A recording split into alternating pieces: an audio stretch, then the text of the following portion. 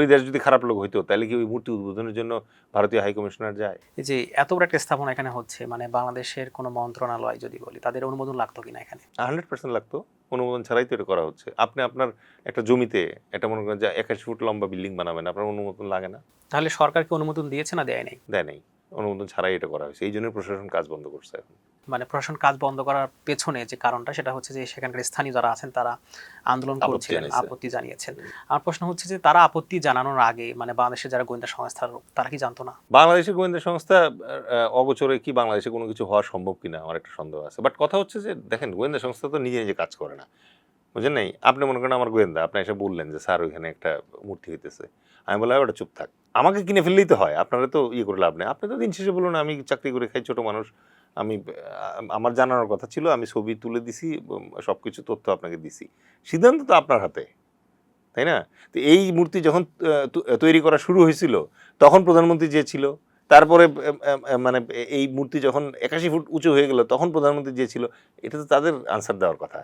এগুলো গোয়েন্দা সংস্থার ব্যর্থতার চেয়ে আমার কাছে মনে হয় রাজনৈতিক ব্যর্থতা বেশি, কারণ আমাদের রাজনীতিবিদরা ইন্ডিয়ান রুপি খাইছে, তাদের হানি ট্র্যাপে মুছছে, তারপর নিজেদের সর্বস্ব বিক্রি হয়েছে। আর যেই দেশের মন্ত্রী মিনিস্টার মনে করেন বছরে $16 বিলিয়ন দেশের বাইরে পাচার করতে পারে, যারা মনে করেন যে এই এদিকে জুলাই মানে ছেলেরা প্রাণ হারাইতেছে আর তারা দুবাইতে বসে বসে মনে করেন পার্টি করতেছে, মদ খাইতেছে, হ্যাঁ, তারা রং বেরঙের গাড়ি, তারপর বেগম পাড়ায় বাড়ি, তারপর মানে হানি ট্রেপে পাওয়া নারী, এগুলো সব কিছু নিয়ে ঘোরাফেরা করতেছে, সেই দেশের পলিটিশিয়ান এটা শোনার পরে থামাবে আপনি তাই মনে করেন? তারা চিন্তা করতেছে চায়না যদি প্রেশার দেয় তাই তো এক রাতে তো সে এটা দখল করে ফেলবে, এটা তো ঠেকাইতে পারবে না, পরে আবার উদ্ধার করতে হবে, সেটা ঠিক আছে। এখন যদি উদ্ধার করতে হয়, ঠিক আছে, ওই 22 কিলোমিটার জায়গা যে আছে ওইটা যদি চীন বন্ধ করে দেয়, এটা যদি উদ্ধার করতে হয়, তাইলে তার যে ম্যানুভারের স্পিচ দরকার, আপনি যখন কারো একটা ঘুষি মারবেন তখন আপনার কোনোই পিছানোর জায়গা থাকা লাগে, আপনি একদম ঘুষি মারতে পারবেন না। এই কোনোই পিছানোর যে জায়গাটা দরকার, এলবো স্পেস, যেটা এই এলবো স্পেসের মধ্যে পড়ে গেছে হচ্ছে রংপুর। শুভেন্দু যখন বললো যে এই সরকারের প্রধানমন্ত্রী বৈধ না, বৈধ প্রধানমন্ত্রী নাকি ভারতে আছে এবং সে আসলে নাকি লাল গালিচা বিছায়া সেলুট দিয়ে লোকজন নেবে, কালকে তো এই সুপ্রিম কোর্টের অ্যাডভোকেট যে মহিলা উনি একই কথাই বললো যে শেখ হাসিনা ব্যাক করবে, এরকম। সরকার অথবা সরকারের যে এমপি মন্ত্রী আছে তারা এটার কোনো রা করতেছে না। এর পিছনে কারণ কি? এদের বেশিরভাগই দেশপ্রেমিক রাজনীতিবিদ না, ঠিক আছে?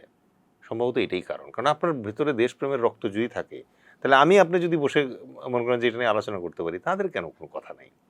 কেন শুভেন্দু হেমন্ত এরা কথা বললে তারা কোনো জবাব দেয় না? ঠিক আছে?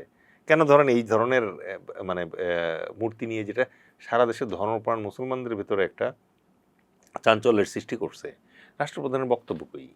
এটা কি মানে কয়েকশো মারা যাওয়ার পরে তারা মুখ খুলবে? তারপর এখানে প্রশ্ন থাকে যে তারা কি আদৌ জানে কিনা, দিস ইজ নাম্বার ওয়ান। 2 নম্বর হচ্ছে যদি জানে আসলে এটা নিয়ে কথা বলার সাহস তাদের আছে কিনা। পররাষ্ট্র মন্ত্রণালয় এই ব্যাপারে ঠিকঠাকভাবে যদি তুলে ধরতো তাহলে তো আমার সীমান্তে মানুষ মারা যেত না। তারা যদি ঠিকঠাকভাবে তাদের কাজ করতো তাহলে তো আর সীমান্তে পুষিন হইতো না।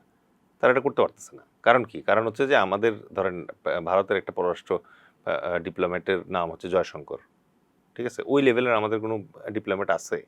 আমাদের দেশের সব ডিপ্লোম্যাট পলিটিক্যাল মানে যোগ্যতায় তারা ডিপ্লোম্যাট হইছে, ঠিক আছে? তারা তো নিজের মানে মেধার যোগ্যতায় যদি হইতো তাহলে এখন আমাদের ডিপ্লোম্যাটদের সমস্যা কি? চর যখন একটা খায় তখন নিন্দা প্রস্তাব কেমনে লিখতে হয় এটা তারা এক্সপার্ট, ঠিক আছে? কিন্তু একটা কাউন্টার মুভ কীভাবে তৈরি করতে হয়, সে যে আমার পুশিং করছে এটা কাউন্টার রেসপন্সটা কী হবে এটা ডিজাইন করার ক্যাপাসিটি তার নাই। এটা অধিক সহজ, অনেক সহজ। আচ্ছা, ভারতের উদ্দেশ্য বাংলাদেশকে দখল করে নেওয়া, ভারতের উদ্দেশ্য বাংলাদেশকে মনে করেন যে খেয়ে ফেলা, বাংলাদেশের মানুষকে খেয়ে ফেলা, এসব না। ভারতের উদ্দেশ্য হচ্ছে বাংলাদেশে একটা উষুম গণতন্ত্র থাকবে, ঠিক আছে? যে গণতন্ত্রের বেশিরভাগ এমপিকে সে ছলে বলে কৌশলে হানি ট্র্যাপ দিয়ে, বাচ্চার মনে করেন যে স্কলারশিপ দিয়ে, বাপ মায়ের চিকিৎসা দিয়ে, ঠিক আছে, নারী দিয়ে, গাড়ি দিয়ে, বাড়ি দিয়ে, টাকা দিয়ে, রুপি দিয়ে তাদেরকে হাতে রাখা, এটুকুই হচ্ছে তার চাওয়া, ঠিক আছে?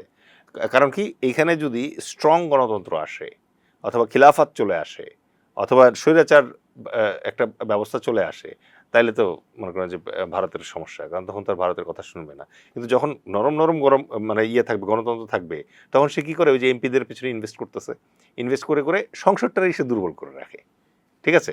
তখন দেখবেন যে আপনি এই আমাদের সংসদ সীমান্তে পুশিন নিয়ে কথা বলতে ভুলে যায়। উত্তরবঙ্গে মনে করেন যে 81 ফিট লম্বা মনে করেন যে মূর্তি পাওয়া গেছে, সেই সংসদীয় এলাকার যে আছে এমপি আছে, সে তো জামায়াতের এমপি, সে কি হিন্দু হয়ে গেছে?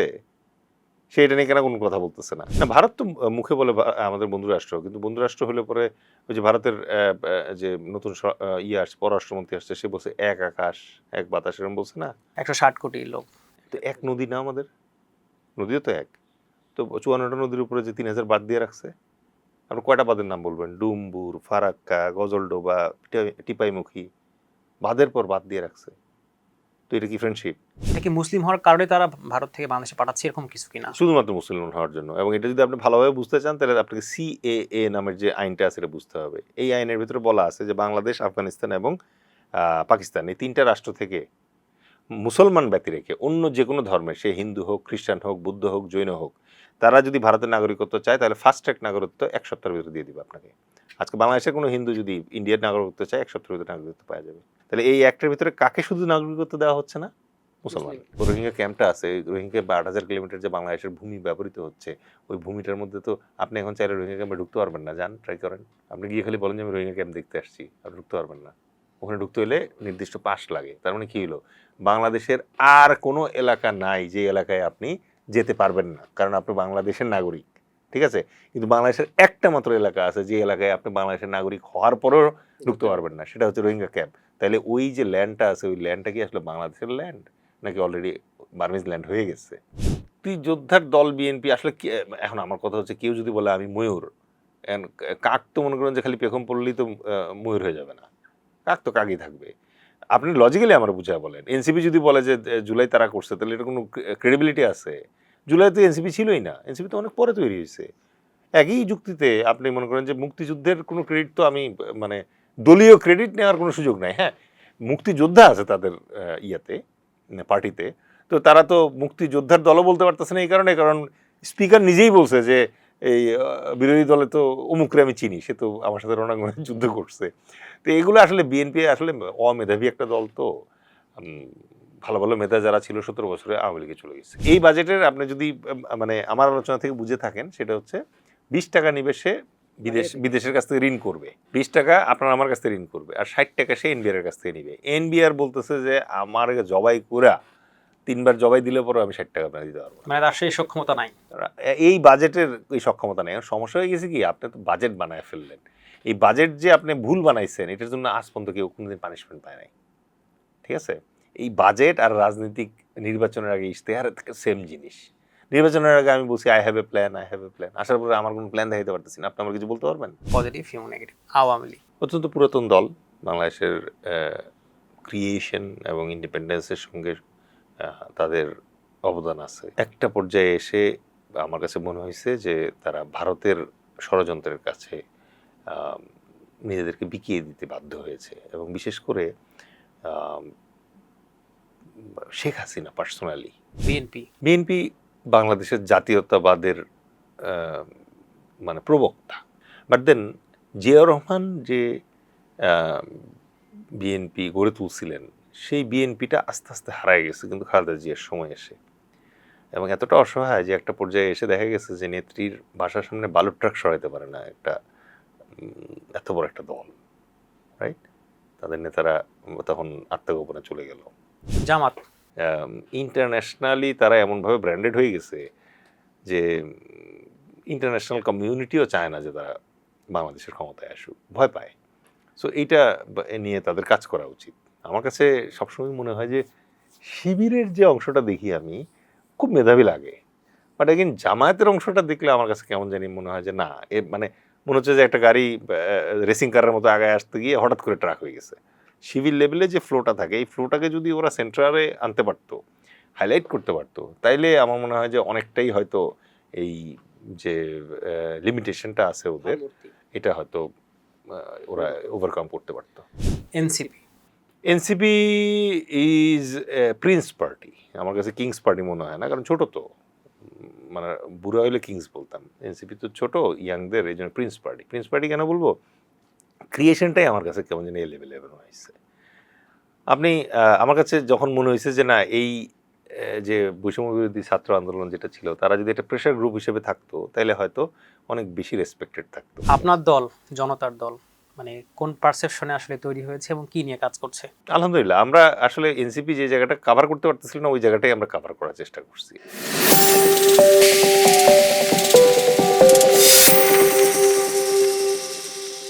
1971 সালের পর ভারত এবং বাংলাদেশের যে সম্পর্ক, সেই সম্পর্কটাতে সবসময় ভারত বেনিফিটেড হয়েছে। আমরা দেখলাম যে 2008 সালে শেখ হাসিনার সরকার ক্ষমতায় আসার পরে সেই হিসাবটা যেন আরও বেশি চলছিল, এবং এখানে ভাটা পড়ে 2024 সালে যে গণঅভ্যুত্থান, এর পরবর্তী সময়ে। এখন রাজনৈতিক সরকার আছে, যদিও বলা হচ্ছে যে ভারত এক প্রকার চাপ সৃষ্টির জন্যই পুশিনের মতো ঘটনা থেকে শুরু করে সীমান্ত হত্যাকাণ্ড পর্যন্ত করছে। সমসাময়িক আরও কিছু বিষয় নিয়ে আজকে মিরর ক্যাফে আমাদের সাথে বিষয় নিয়ে কথা বলার জন্য স্টুডিওতে উপস্থিত আছেন ডেলেইস খান, সাংগঠনিক সম্পাদক ও মুখপাত্র, জনতার দল। আপনাকে মিরর ক্যাফেতে স্বাগত জানাচ্ছি। অসংখ্য ধন্যবাদ। আসসালামু আলাইকুম। যেমনটি বলছিলাম যে সীমান্তে পুশিনের মতো ঘটনাগুলো ঘটছে, আসলে পুশিন যে ব্যাপারটা, মানে এইটা আসলে কি, অনেক মানুষ আসলে বুঝতে পারেন না যে পুশিন কি। ধন্যবাদ। পুশিন খুব সহজভাবে যদি আমি বুঝাই, ধরেন আপনি থাইল্যান্ডে বেড়াতে গেছেন, বেড়াতে গিয়ে আপনার পাসপোর্ট হারিয়ে ফেলছেন। এখন আপনাকে তো প্রমাণ করতে হবে যে আপনি মানে কোন দেশের নাগরিক। তো দেখে তো বোঝা যাচ্ছে থাইল্যান্ডের নাগরিক না, বাট দেন আপনি অন্য আরেকটা দেশের নাগরিক। তখন কি হবে যে থাইল্যান্ডের পুলিশ আপনাকে জিজ্ঞেস করবে যে আপনি কোথাকার নাগরিক। তখন তো আপনি বলবেন যে আমি বাংলাদেশের নাগরিক, এই সেই। তখন কি হবে যে সে বাংলাদেশের সাথে যোগাযোগ করবে এবং আপনাকে বাংলাদেশে আন্তর্জাতিক যে আইন আছে, দুই দেশের ভিতরে যদি বিদ্যমান কোনো আইন থাকে, সেই আইন অনুযায়ী আপনাকে পাঠিয়ে দিবে। আরেকটা কেস হতে পারে, সেটা হচ্ছে আপনি পাসপোর্ট হারিয়ে ফেলছেন এবং এরপর আপনি বলতেছেন আমি আসলে থাইল্যান্ডের নাগরিক।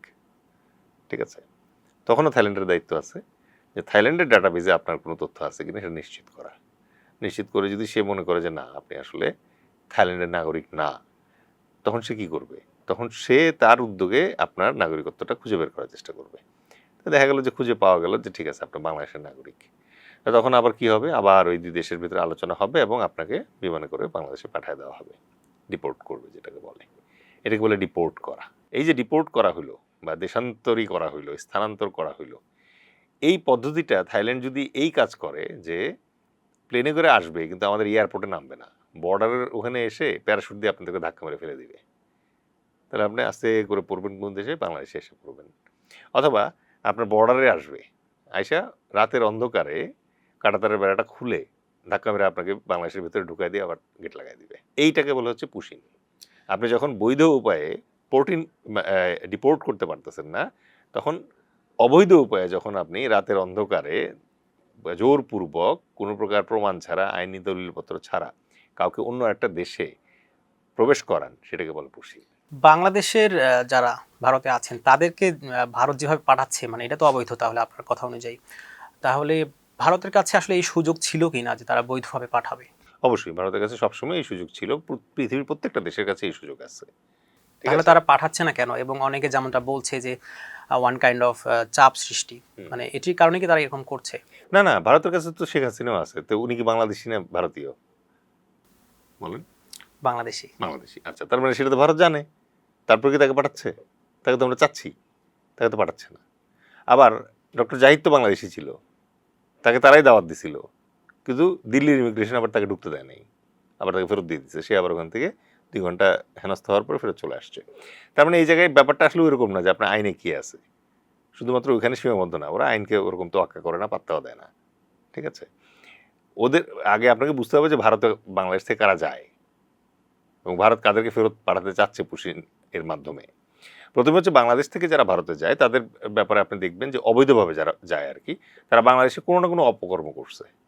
অপকর্ম করে পালানোর জন্য আমাদের যেহেতু সীমান্তটা মনে করেন যে ওরকম দেয়াল তোলা সীমান্ত না, এটাকে ইংলিশে বলে হচ্ছে পোরাস বর্ডার, মানে হচ্ছে ছিদ্র ছিদ্রওয়ালা সীমান্ত। সো লুকায় ওদিক দিয়ে পার হয়ে ইন্ডিয়াতে চলে যায়। কেন ইন্ডিয়াতে যায়? কারণ হচ্ছে আপনি যখন টাকা নিয়ে বাংলাদেশে কোনো অপকর্ম করে ইন্ডিয়াতে যাবেন, তখন তারা আপনার মাথায় তুলে নিয়ে রাখবে। যেমন ধরেন শেখ হাসিনাকে রাখছে, অনেকগুলো আওয়ামী লীগের মিনিস্টারদেরকে রাখছে, আওয়ামী লীগের অনেক সন্ত্রাসী আছে, হাদির খুনি আছে, এরা সবাই কই এখন? ভারতে। ভারতে আছে। আচ্ছা, তার মানে হচ্ছে বাংলাদেশ থেকে আপনি কোনো অপকর্ম করলে, ক্রিমিনাল অফেন্স করার পরে আপনার বাঁচার ভালো জায়গা হচ্ছে ভারত, এটা ভারত নিশ্চিত করছে, এটা আমরা বলি নাই। ভারত যদি স্ট্রিক্ট থাকতো যে এরকম কিছু পাওয়া গেলে পরে সাথে সাথে তোমার দেশকে আমি জানাবো, ঠিক আছে, অথবা এদেরকে যদি পুশিং করতো তাও তো হইতো, সেটা করছে না। তাহলে ভারত কাদেরকে পুশিং করে? ভারত পুশিং করতেছে হচ্ছে, আপনি লক্ষ্য করলে দেখবেন, ভারতে যারা বেওয়ারিশ, মনে করেন যে ভারতের একটা নাগরিক, ঠিক আছে, সেই নাগরিকের মানে সে প্রমাণ করতে পারতেছে না। মনে করেন আমাদের বাংলাদেশে এরকম অনেক লোক আছে না যে শখ করে মনে করেন যে টিকা নেয় না, অনেক লোক আছে না যে মানে তার এটা মন চাইছে সে ওই কোভিডের ভ্যাকসিন নিবে না, হ্যাঁ, আবার অনেকে আছে দেখবেন যে আমি ভোটার আইডি কার্ড নিব না, সে এনআইডি করে নাই, এরকম অনেক লোক আছে, ভাষাবান লোক আছে আমাদের দেশে, কিন্তু সে কিন্তু মানে বাংলাদেশেরই নাগরিক, তার বাংলা ভাষায় কথা বলে, তার এখানে পরিচিত লোক আছে। ওইটা ইন্ডিয়াতে যেটা সমস্যা হয়ে গেছে, ইন্ডিয়া যখনই দেখে যে কারো এরকম ন্যাশনাল আইডি কার্ডে ওরা বলে আধার কার্ড নাই, তখনই সে বেওয়ারিশ ভারতীয় হয়ে গেল, রাইট? এই বেওয়ারিশ ভারতীয় যারা আছে তাদের সবাইকে তাদের সুপ্রিম কোর্ট থেকে বলছে যে যদি কোনো বেওয়ারিশ ভারতীয় পাওয়া যায় তাকে ডিপোর্ট করতে হবে, ঠিক আছে? ডিপোর্টের সিস্টেম তো আমি শুরুতেই বলছি যে কী সিস্টেমে হবে। এখন সুপ্রিম কোর্ট বলছে ডিপোর্ট করতে হবে, কিন্তু সুপ্রিম কোর্ট বলে দেয় না যে কাকে কোন দেশে ডিপোর্ট করতে হবে। এটা আবার নির্ধারণ করবে হচ্ছে লোকাল যে মিনিস্টাররা ম্যাজিস্ট্রেটরা আছে তারা। লোকাল ম্যাজিস্ট্রেটকে আবার সরকার বলে দিয়ে রাখছে যে বাংলাদেশের পাশে যদি পাওয়া যায় তাহলে এগুলো সব বাংলাদেশে পাঠিয়ে দিবা, পাকিস্তানের পাশে পাওয়া গেলে পাকিস্তানে পাঠিয়ে দিবা, এরকম। এখন পশ্চিমবঙ্গ এবং আসামের ঘটনা কি হয়েছে? পশ্চিমবঙ্গে 96 লক্ষ লোক বেরিয়েছে যারা বেওয়ারিশ, ঠিক আছে, এই নির্বাচনের আগে। আর আসামে পাওয়া গেছে 19 লক্ষ। তাহলে হেমন্তের কাছে আছে হচ্ছে 19 লক্ষ, শুভেন্দুর কাছে হচ্ছে 96 লক্ষ। এই 96 লক্ষ শুভেন্দুর কাছে যে আছে তার ভিতরে 36 লক্ষ হচ্ছে মুসলমান, এটা ভারতীয় মুসলমান। আচ্ছা, এখন প্রশ্ন আপনি যেটা করবেন যে তাহলে কি বাংলাদেশের কেউ ওখানে নাই? অবশ্যই আছে। বাংলাদেশ থেকে ওখানে অনুপ্রবেশ করে কাজের খাতিরে হোক, ওই যে ক্রিমিনাল কাজের কারণে, গরু চোরাকারবারির কারণে হোক, বিভিন্ন কারণেই হোক, মানে ওটা করছে, বর্ডার ক্রস করছে সে, এবং সে যদি এটা প্রমাণিত হয় যে সে বাংলাদেশের নাগরিক, যেরকম এরকম 2000 না 2500 কেস আছে ইয়ার কাছে, ভারতীয় পররাষ্ট্র মন্ত্রণালয়ের কাছে, তারা বলতেছে যে তারা নাকি যথাযথ ডকুমেন্ট পাইছে যে এই 2500 জন বাংলাদেশের নাগরিক ওখানে আটকা পড়ছে, তো ওদেরকে ওরা এখন ফেরত পাঠাচ্ছে। এটা হচ্ছে সিস্টেম, ডিপোর্টেশন সিস্টেম হচ্ছে এটা। কিন্তু আপনি 96 লাখ তো আর এই সিস্টেমে পাঠাতে পারবেন না। সেই জন্য ভারতেরই মানে আসামের যে মুখ্যমন্ত্রী আছে হেমন্ত, সে বলছে যে তারা কীভাবে ফেরত পাঠাতে চায়। সে একটা ভিডিওতেই বলছে, পডকাস্টের, আমাদের মতো এরকম পডকাস্টের ভিডিওতে বলছে যে এগুলো আইন কানুন দিয়ে কয়জনরে আমি মানে বাংলাদেশের ভিতরে ফেরত পাঠাবো। এই জন্য ওরা কি করছে, যখনই বেওয়ারিশ কাউকে পাওয়া যেতেছে তারা হোল্ডিং ক্যাম্প আছে বর্ডারের আশেপাশে, ওই ক্যাম্পে আগে আনে, সেখানে 10-12 দিন ফেলে রাখার পরে ওরা যখন নরম হয়ে যায় তখন তাদের কাছ থেকে কাগজপত্র, অন্যান্য জিনিসপত্র রেখে রাতের অন্ধকারে এই পুশিন করে বাংলাদেশের ভিতরে পাঠিয়ে দিচ্ছে। এরাই হচ্ছে সেই পুশিনের শিকার। এই যে পুশিং করছে ভারত, এখন পর্যন্ত বাংলাদেশ সরকার কি পদক্ষেপ নিয়েছে? বাংলাদেশ সরকারের পদক্ষেপ আমার মনে হয় খুব বেশি দৃশ্যমান নাই। আপনিও মিডিয়ায় আছেন, আমরাও ওই জায়গায় আছি। সো প্রথম যেটা দরকার ছিল সেটা হচ্ছে যে খুব কড়া প্রতিবাদ করা, সেটা দেখলাম না আমরা। আমরা এই জায়গায় ধরেন আন্তর্জাতিক মিডিয়াকে এঙ্গেজ করতেও দেখিনি খুব একটা। তারপর আমরা এই ব্যাপারটা নিয়ে, এখানে যেহেতু হিউম্যান রাইটস ভায়োলেশন হচ্ছে, এখানে যেহেতু হিউম্যানিটেরিয়ান একটা মানে ক্যাটাস্ট্রফ হচ্ছে, এটা তো আসলে অত্যন্ত বিপজ্জনক একটা কথা। কারণ আপনি যখন 8 লাখ রোহিঙ্গাকে ভেতরে আসতে দিয়েছিলেন, ওরা এখন 12 লাখ হয়ে গেছে, এবং এটা একটা নিরাপত্তা ক্রাইসিস হয়ে গেছে আমাদের জন্য। 96 লাখ যদি আবার ইন্ডিয়া বাংলাদেশের ভিতরে ঢোকা দেওয়ার চেষ্টা করে, তাহলে এটা নিয়ে একটা বিশাল ক্রাইসিস তৈরি হবে। তো সেই হিসেবে আমার কাছে মনে হয় যে সরকার বিজিবির মাধ্যমে পুশিংগুলো ঠেকানোর চেষ্টা করতেছে। বিচ্ছিন্নভাবে কিছু কাজকর্ম হচ্ছে, কিন্তু আপনি যদি সরকার এবং রাজনীতির পয়েন্ট অফ ভিউ থেকে বলেন, তাহলে আমি যেটা বলবো যে ভারতের শুভেন্দু এবং হেমন্ত কথা বলতেছে, বাংলাদেশের শুভেন্দু হেমন্তরা কই? বাংলাদেশে তো বিজিবিকে সামনে পাঠাচ্ছেন আপনার বারবার। অথচ এই বর্ডার লাইন ধরে বাংলাদেশের 102টা সংসদীয় এলাকা আছে, তার মানে এমপি আছে কটা? 102টা। তাহলে 102টা এমপি থাকলে পরে সেখান থেকে 2টা এমপিও খুঁজে পাওয়া যেতেছে না যারা শুভেন্দু অথবা ইয়ের সাথে, হেমন্তের সাথে মানে রাজনৈতিক বিতর্কটা করতে পারবে, নাই। বিশ্ব পরিমণ্ডলে যদি বলি, আপনি যেমনটি বলছিলেন যে তাদেরকে জানানো, সেই জায়গাটাও তো আসলে ঠিকঠাকভাবে হচ্ছে না। না, একেবারেই হচ্ছে না। এই জায়গাটাতেই তো আমি আপনাকে বললাম যে এই জায়গাটাতে যেটা করা দরকার ছিল সেটা হচ্ছে আন্তর্জাতিক মিডিয়াকে এখানে অ্যাটেনশনটা আনার জন্য আমাদের যে মিডিয়ারা যারা আছে তাদেরকে সীমান্তে পুশিনের যে ঘটনা ঘটছে ওই জায়গায় পাঠানো দরকার, ঠিক আছে? আপনি ওখানে যদি 10টার ভিতরে 5টা পাওয়া যায় যে না বাংলাদেশি, তো এদেরকে আপনি রিসিভ করেন, অসুবিধা নেই। বাট 5টা যদি পাওয়া যায় যে না এরা আসলে বাংলাদেশি না, এরা হচ্ছে ভারতের মুসলমান অথবা ভারতের মতুয়া সম্প্রদায়ের লোকজন, তাদেরকে জোর করে ঢুকাইছে। কারণ যাদেরকে জোর করে ঢুকাইছে তাদের নিজেরা কথা বলতেছে যে সে আসলে ভারতের কোন স্কুলে পড়ছে, কোন ক্লাসে ছিল, এগুলো বলছে না সব। এই যে ফুটেজগুলো আছে, এই যে রিপোর্টগুলো আছে, এগুলো আপনাকে ইংরেজিতে ট্রান্সলেট করে আন্তর্জাতিক মিডিয়ার কাছে দেওয়া লাগবে। তাহলে না আপনি মনে করেন যে মিডিয়ার ট্রু অ্যাটেনশনটা পাইতেন। এখন তো আপনি সেটা পাচ্ছেন না। আপনি বলছিলেন যে এই যে 96 লক্ষ বা এরকম সংখ্যা, মানে এটা কি মুসলিম হওয়ার কারণে তারা ভারত থেকে বাংলাদেশে পাঠাচ্ছে এরকম কিছু কিনা? শুধুমাত্র মুসলমান হওয়ার জন্য। এবং এটা যদি আপনি ভালোভাবে বুঝতে চান তাহলে আপনাকে সিএএ নামের যে আইনটা আছে এটা বুঝতে হবে। এই আইনের ভিতরে বলা আছে যে বাংলাদেশ, আফগানিস্তান এবং পাকিস্তান এই 3টা রাষ্ট্র থেকে মুসলমান ব্যতি রেখে অন্য যে কোনো ধর্মের, সে হিন্দু হোক, খ্রিস্টান হোক, বুদ্ধ হোক, জৈন হোক, তারা যদি ভারতের নাগরিকত্ব চায় তাহলে ফাস্ট ট্র্যাক নাগরিকত্ব 1 সপ্তাহের ভিতরে দিয়ে দিবে আপনাকে। আজকে বাংলাদেশের কোনো হিন্দু যদি ইন্ডিয়ার নাগরিকত্ব চায় 1 সপ্তাহের ভিতরে নাগরিকত্ব পাওয়া যাবে। ঠিক আছে? এই জন্যই দেখবেন যে আপনি এই যে চৈতালি, অ্যাডভোকেট চৈতালি গতকালকে যে হুঙ্কার ছাড়লো যে বাংলাদেশে আলাদা প্রদেশ চাই, কারণ তার কাছে তো এটা গ্যারান্টি আছে যে সে যদি বাংলাদেশ থেকে ভারতে আশ্রয় চায় তাহলে সে তো পাবে ওই সিএ অ্যাক্ট অনুযায়ী। তাহলে এই অ্যাক্টের ভিতরে কাকে শুধু নাগরিকত্ব দেওয়া হচ্ছে না? মুসলমান, রাইট? তাহলে এই মুসলমানদেরকে শুধু নাগরিকত্ব না দেওয়ার পিছনে মেইন কারণ কি? কারণ ভারত তাদের দেশে মুসলমান আর চায় না, আর চায় না, কিন্তু বেশি হিন্দু চায়, বেশি বৌদ্ধ চায়, বেশি খ্রিস্টান চায়। ঠিক আছে? তাইলে এই মুসলমান যারা আছে তাদেরকে এখন কি করবে সে? এই মুসলমানকে পরিকল্পিতভাবে তারা এখন বাংলাদেশের দিকে পাঠানোর চেষ্টা করতেছে। কিন্তু ভারতে এখন 20 কোটি মুসলমান আছে, বাংলাদেশ কয়জন নিবে? আমরা দেখছি যে পুশিনের মতো ঘটনা ছাড়াও মানে সীমান্তে যে হত্যাকাণ্ড এগুলো হচ্ছে, মানে এই যে সীমান্ত জুড়ে মানে হত্যাকাণ্ড লেগেই থাকে, মানে এর পেছনে কারণ কি? ভারত তো বলে তারা আমাদের বন্ধু রাষ্ট্র। না, ভারত তো মুখে বলে আমাদের বন্ধু রাষ্ট্র, কিন্তু বন্ধু রাষ্ট্র হলে পরে ওই যে ভারতের যে নতুন আসছে, পররাষ্ট্রমন্ত্রী আসছে, সে বলছে এক আকাশ এক বাতাস, এরকম বলছে না? 160 কোটি লোক। তো এক নদী না আমাদের? নদীও তো এক। তো 54টা নদীর উপরে যে 3000 বাদ দিয়ে রাখছে, আপনি কয়টা বাঁধের নাম বলবেন? ডুমবুর, ফারাক্কা, গজলডোবা, টিপাইমুখী, বাঁধের পর বাদ দিয়ে রাখছে। তো এটা কি ফ্রেন্ডশিপ? তো ইন্ডিয়া আসলে ফ্রেন্ডশিপের কথা যেটা বলতেছে এগুলো কোনো ফ্রেন্ডশিপের কথা না, কিন্তু যে প্রশ্নটা আপনি করছেন এটা খুব ভাইটাল প্রশ্ন। এই যে সীমান্তে মানুষ হত্যা, পৃথিবীর আর কোনো সীমান্তে গুলি করে মানুষ হত্যা করা হয় না। ঠিক আছে? এই ভারতেরই আরো অনেকগুলো দেশের সাথে সীমান্ত আছে না? আচ্ছা, এক সাইড থেকে শুরু করি। বার্মার সাথে সীমান্ত আছে। ওই বার্মার যে সীমান্ত বাহিনী, তার নাম কি? বিএসএফ? না, তার নাম হচ্ছে আরাকান রাইফেলস। ঠিক আছে? আচ্ছা, এবার আসি হচ্ছে অরুণাচল এবং ইয়াতে উপরে যে আকসাই চীন, ওই জায়গায় হচ্ছে চীনের সাথে তার বর্ডার, রাইট? তো চীনের সাথে যে বর্ডার আছে, এই বর্ডারের মধ্যে বিএসএফ আছে না? বিএসএফ নাই। ওখানে কি আছে? ওখানে আছে হচ্ছে ইন্দো তিব্বতিয়ান বর্ডার পুলিশ। ঠিক আছে? ভুটান এবং মানে নেপাল, দুইটা রাষ্ট্র ছোট ছোট, এইটার কাছে আছে হচ্ছে সীমা বল বা এসএসবি এই নামের সীমান্ত পুলিশ আছে ওদের ওখানে। শুধুমাত্র বাংলাদেশ আর পাকিস্তান, দুইটা মুসলমান রাষ্ট্রের এগেনস্টে আছে হচ্ছে বিএসএফ, বর্ডার সিকিউরিটি ফোর্স। ঠিক আছে? আচ্ছা, এখন বিএসএফ পাকিস্তানের বর্ডারে আছে এবং এই ইয়াতে আছে। কারণ কি? কারণ 1947 সালে যখন পাকিস্তান এবং ভারত দুইটা রাষ্ট্র তৈরি হয়, এই দুইটা রাষ্ট্র যখন তৈরি হয় তখন বাংলাদেশ পশ্চিম পাকিস্তানের সাথে পূর্ব পাকিস্তান হিসেবে ছিল। সুতরাং পশ্চিম পাকিস্তান এবং পূর্ব পাকিস্তানের জন্য একটা বর্ডার ফোর্স তারা রেডি করছিল, এটা হচ্ছে বিএসএফ। ঠিক আছে? এখন যেহেতু বাংলাদেশ স্বাধীন হয়ে গেছে, তারপরেও আমাদের জন্য একই ইয়ে আছে। কিন্তু পাকিস্তানের বিএসএফ আর হচ্ছে বাংলাদেশ ফ্রন্টের বিএসএফ কিন্তু দুই রকম। পাকিস্তান ফ্রন্টে বিএসএফ এক পাশে আছে, আরেক পাশে কে আছে? আরেক পাশে আছে হচ্ছে পাকিস্তান রেঞ্জার্স। আর বাংলাদেশের এক পাশে বিএসএফ আছে, আরেক পাশে আছে বিজিবি, যেটা আগে ছিল বিডিআর, তার আগে ছিল ইপিআর। ঠিক আছে? সো মজার ঘটনা যেটা, সেটা হচ্ছে 47 সালের পর থেকে অদ্যাবধি পাকিস্তানের সাথে যে ইন্ডিয়ার বর্ডার আছে, বর্ডারে যে বিএসএফ যেখানে আছে, সেখানে আজ পর্যন্ত কোনো গুলি করে মানুষ হত্যা ঘটনা ঘটে নাই। আপনি গুগল করেন, তারা কাউন্টার দেয় বলে হয় নাই ঘটনা, সেটা আবার অন্য আলাপ।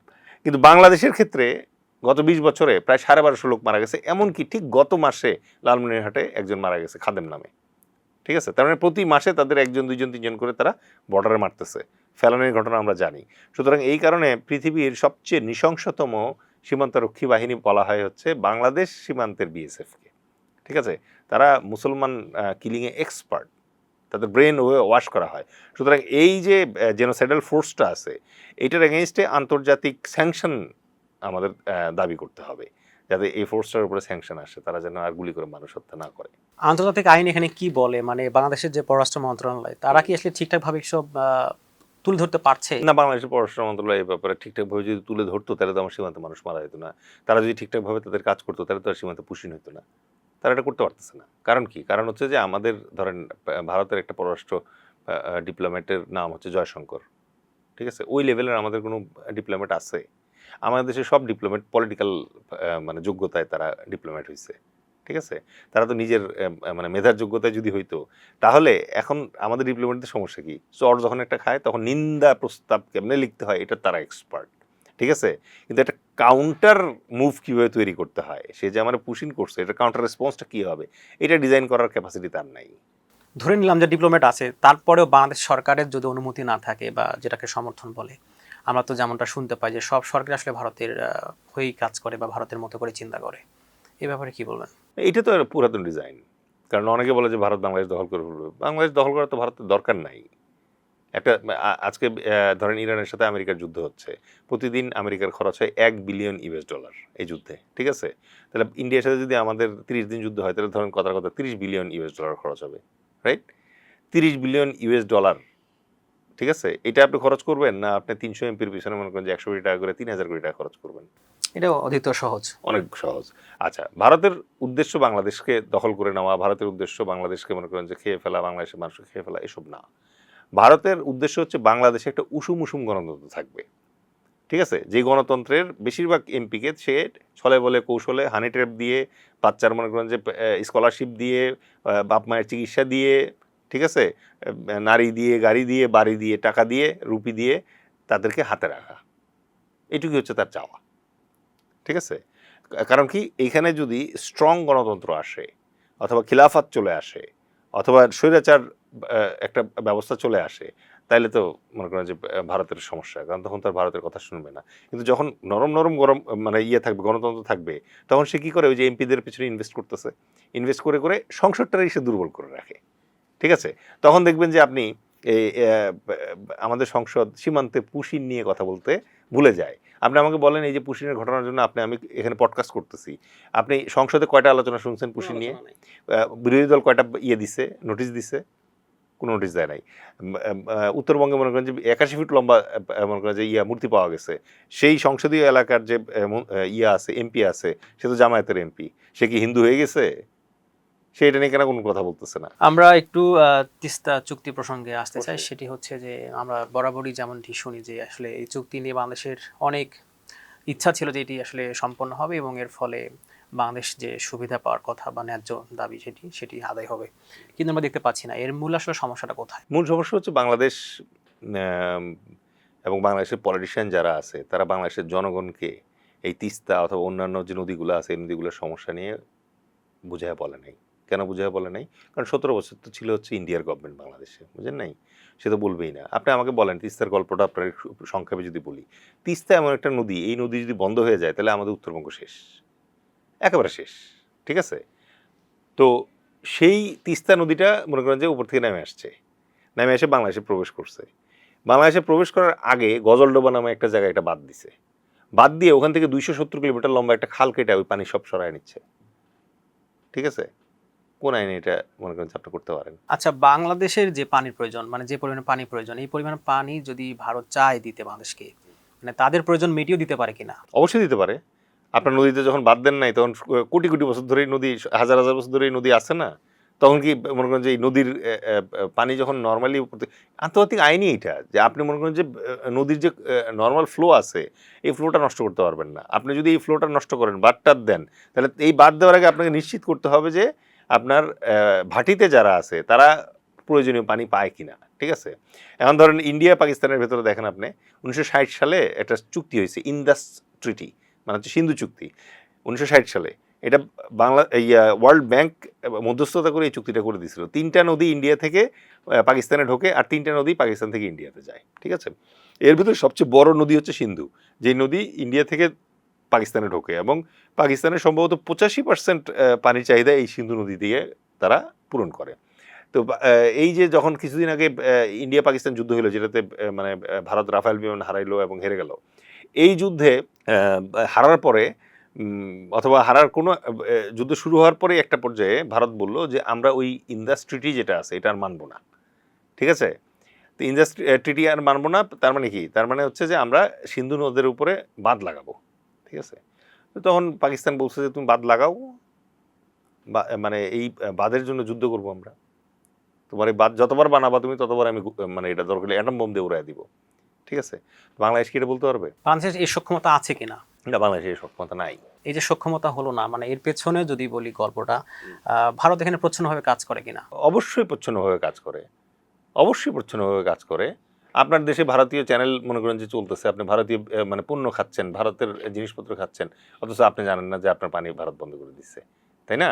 তাহলে এটা কি ভারতীয় প্ল্যানিংয়ের আন্ডারে হচ্ছে না? 17 বছর ধরে মনে করেন যে আওয়ামী লীগের একটা গভর্নমেন্টকে, মানে আওয়ামী লীগ যে একের পর এক মনে করেন যে ইলেকশন ইঞ্জিনিয়ারিং করছে, ভোট চুরি করছে, এটা ভারত জানতো না? জানার পরেও ভারত কেন সমর্থন দিয়ে গেছে? কারণ ওই যে আমি যেটা বললাম, ভারতের মেইন উদ্দেশ্য হচ্ছে যে আমি সরকার হ্যান্ডেল করব, ঠিক আছে? এই সরকারটা যদি আমি ম্যানেজ করতে পারি তাহলে তো আমার যুদ্ধ করা লাগে না। এই সরকারই তো আমার পক্ষ থেকে সব করে দিতেছে। এই গজলডোবার কথা, ডুম্বুরের কথা, ফারাক্কার কথা, টিপাই মুখের কথা, এগুলো কি মানে আওয়ামী লীগ গভর্নমেন্ট জানতো না? আমি একটু জানতে চাই যে 2011 সালে যে প্রস্তাবিত যে তিস্তা চুক্তি, এটি আসলে বাস্তবায়নের কথা ছিল সেই সময় মমতা ব্যানার্জির কারণেই হয়নি, যেমনটি বলা হয়ে থাকে। এবং এই চুক্তিগুলো আসলে স্বাক্ষর করার জন্য বা বাস্তবায়ন করার জন্য ভারতের কেন্দ্রীয় সরকার একই সাথে রাজ্য সরকারের অনুমতি লাগে। মানে এই ব্যাপারে কি বলবেন? আসলে আমাদের দেশে তো মমতা ব্যানার্জিকে সবাই ভালো চোখেই দেখেন, অধিকাংশরাই। না, এখন মানে আপনি দেখবেন যে পাশের বাসার আঙ্কেল সবসময় ভালো লাগে, নিজের বাপরে মনে হয় যে খুব কড়া। ওই আঙ্কেলটা তো বাচ্চা কাচ্চারা খুব আদর করে, খুব জলি, খুব গল্প করে, জোক করে, ওটা ভালো লাগে। এই সেম ঘটনা এই জায়গায়। মমতা কোন দিকতে ভালো হইলো? আপনার পানিই তো দেয় নাই, বুঝেন নাই? সো মানে এই পলিটিক্সের ভেতরে মনে করেন যে আমাদের জনগণকে বাঁচায় রাখার ওয়ে হচ্ছে একটাই, তাদেরকে জানতে দিতে হবে, ঠিক আছে? মনমোহন সিং বলছে যে আমি পানি দিব, মানে তিস্তা চুক্তি করব, আর মমতা ব্যানার্জি বলছে যে মানে সে পানি দিবে না, তিস্তা চুক্তি হলো না, ঠিক আছে? তাহলে ভারতের কেন্দ্র এবং ভারতের যে প্রদেশ আছে, এই প্রদেশের ভেতরে আন্ডারস্ট্যান্ডিংয়ের ফল্টের কারণে আমরা সাফার করব? পানি তো ওদেরও লাগে, আমারও লাগে, তাই না? তো এই কমন বাস্তবতা যদি মনে করেন যে মমতা ব্যানার্জি না বুঝে, তো উনি কত ভালো এটা তো আমার মানে কোনো কাজে আসলো না। আমরা দেখলাম যে সমসাময়িক সময়ে রংপুরকে ভারত প্রয়োজনে কিনে নেবে এমন একটি সামাজিক যোগাযোগ মাধ্যমে মানে একটি তাত্ত্বিক আলোচনা এখন চলছে। এ ব্যাপারে কি বলবেন? এই ব্যাপারে আমি যেটা বলবো যে এই আলোচনাটা অনেক দিন ধরে চলতেছে। এটা আমরা ইদানিং মনে করেন যে আমাদের জনতার দলের পক্ষ থেকে এই জিনিসটা মানে একদম প্রোগ্রাম করে সবাইকে জানাচ্ছি। সেই জন্য এই অ্যাওয়ারনেসটা এই লেভেলে পৌঁছাইছে, এবং কিছু অ্যাক্টিভিস্ট আছে, সোশ্যাল মিডিয়া অ্যাক্টিভিস্ট আছে, তারাও আমাদের সাথে মানে সুর মিলিয়ে ওইটা করছে বিভিন্ন জায়গায়, এবং এই জন্যই আপনারা জানতে পারছেন। যেমন 3টা নাম জানা খুব জরুরি। এটা হচ্ছে ভারত কর্ণাদ, ঠিক আছে? উনি সিকিউরিটি ওয়াইজ নামের একটা ব্লগে এই জিনিসটা, ওনার প্ল্যানটা দিচ্ছে। এরপরে আছে হচ্ছে আর জগন্নাথন এবং জয়দীপ, এরা দুজন আবার লিখছে হচ্ছে স্বরাজ্য নামের একটা ম্যাগাজিনে, ঠিক আছে? কি লিখছে ওই জায়গায়? তারা লিখছে যে ভারতের উচিত এখন ওদের যে ওই আমাদের উত্তর দিক দিয়ে যে শিলিগুড়ি করিডোর বা চিকেন নেক গেছে, ওইটার উপরে চায়না যে কোনো সময় প্রেশার দিলে পরে ওদের 7 সিস্টার্স এবং মেইনল্যান্ড ইন্ডিয়ার ভাগ হয়ে যাবে, মানে কানেকশন বন্ধ হয়ে যাবে, ঠিক আছে? যদিও তারা আন্ডারগ্রাউন্ড রেল করতেছে, অনেক কিছু করতেছে চীনের ভয়ে, বাংলাদেশের ভয়ে না, ঠিক আছে? এবং তার আশেপাশে তারা ক্যান্টনমেন্ট অনেক কিছু বানাইছে। এইটা, এই যে জিনিসটা যে চিকেন নেক, আপনি চিকেন নেক গেছেন কখনো? না, যাও। শিলিগুড়ি করিডোর দেখছেন কখনো? আপনার কি কোনো দরকার আছে শিলিগুড়ি করিডোর নিয়ে চিন্তা করার? আমি চিন্তা করি না। শিলিগুড়ি করিডোর ভারতের অংশ, ভারত এটা নিয়ে চিন্তা ভাবনা করবে, আমার তো এটা নিয়ে কোনো আগ্রহ নাই, ঠিক আছে? ভারত ভয় পায় মানে এই শিলিগুড়ি করিডোর যদি বন্ধ করতে হয় অথবা শিলিগুড়ি করিডোর যদি মানে আটকায় দিতে হয়, এটার করার ক্যাপাসিটি কি আমার আছে নাকি? না, এবং বাংলাদেশ হয়তো চাইবেও না। আমি চাই না। দ্বিতীয় কথা হচ্ছে, আমি যদি এটা বন্ধ করার চেষ্টা করি, ইন্ডিয়ান আর্মি বসে থাকবে? আমি যদি কখনো এই চেষ্টা করি, ইন্ডিয়ান আর্মি তো আমাদের চেয়ে অনেক বড়, সুতরাং এটা আমাদের কাছ থেকে তাদের কোনো থ্রেট নাই। এদের মেইন থ্রেট এটার হচ্ছে চায়না থেকে, কারণ এইটার এই শিলিগুড়ি করিডোরের নিচে যেরকম আমরা আছি, উপরে আছে চায়না, তিব্বত আছে, ওই তিব্বত চায়নার আন্ডারে এখন, এবং ওখানে চাইনিজ ক্যান্টনমেন্টও আছে। তো ভাই তুমি ভয় পাচ্ছ চায়নারে, বাট তুমি নাম বলো খালি আমার, ঠিক আছে? আচ্ছা, এখন তাহলে বোঝার ব্যাপার কি, তারা চিন্তা করছে চায়না যদি প্রেশার দেয় তাই তো এক রাতে তো সে এটা দখল করে ফেলবে, এটা তো ঠেকাইতে পারবে না, পরে আবার উদ্ধার করতে হবে, সেটা ঠিক আছে। এখন যদি উদ্ধার করতে হয়, ঠিক আছে, ওই 22 কিলোমিটার জায়গা যে আছে ওইটা যদি চীন বন্ধ করে দেয়, এটা যদি উদ্ধার করতে হয়, তাইলে তার যে ম্যানুভারের স্পিচ দরকার, আপনি যখন কারো একটা ঘুষি মারবেন তখন আপনার কোনোই পিছনের জায়গা থাকা লাগে, আপনার তুমি ঘুষি মারতে পারবেন না। এই কোনোই পিছনের যে জায়গাটা দরকার, এলবো স্পেস যেটা, এই এলবো স্পেসের মধ্যে পড়ে গেছে হচ্ছে রংপুর। ঠিক আছে, এখন এই মানে ভারত করোনার নামে যে ভদ্রলোক আছে সে বলতেছে যে যেহেতু আমার ওইটাকে বাঁচানোর জন্য এই জায়গাটা লাগবে, তাইলে আমরা এক কাজ করি, আমরা বাংলাদেশের প্রস্তাব দেই যে তুমি রংপুর ডিভিশনের যে জায়গাটা আছে জায়গাটা আমাদের কাছে বিক্রি করে দাও। তাইলে আমার যেটা 22 কিলোমিটারের জায়গা আছে এটা চওড়া হবে হচ্ছে এখন 150 কিলোমিটার। ঠিক আছে, গাইবান্ধা লাইন ধরে কাটবে। তো আর জগন্নাথন বলতেছে যে ওরা যদি ওইভাবে মানে এটা বিক্রি না করে তাহলে এটা আর্মি দিয়ে যুদ্ধ করে দখল করে ফেলবো, আমরা এক রাতের ভিতরে দখল করে ফেলবো।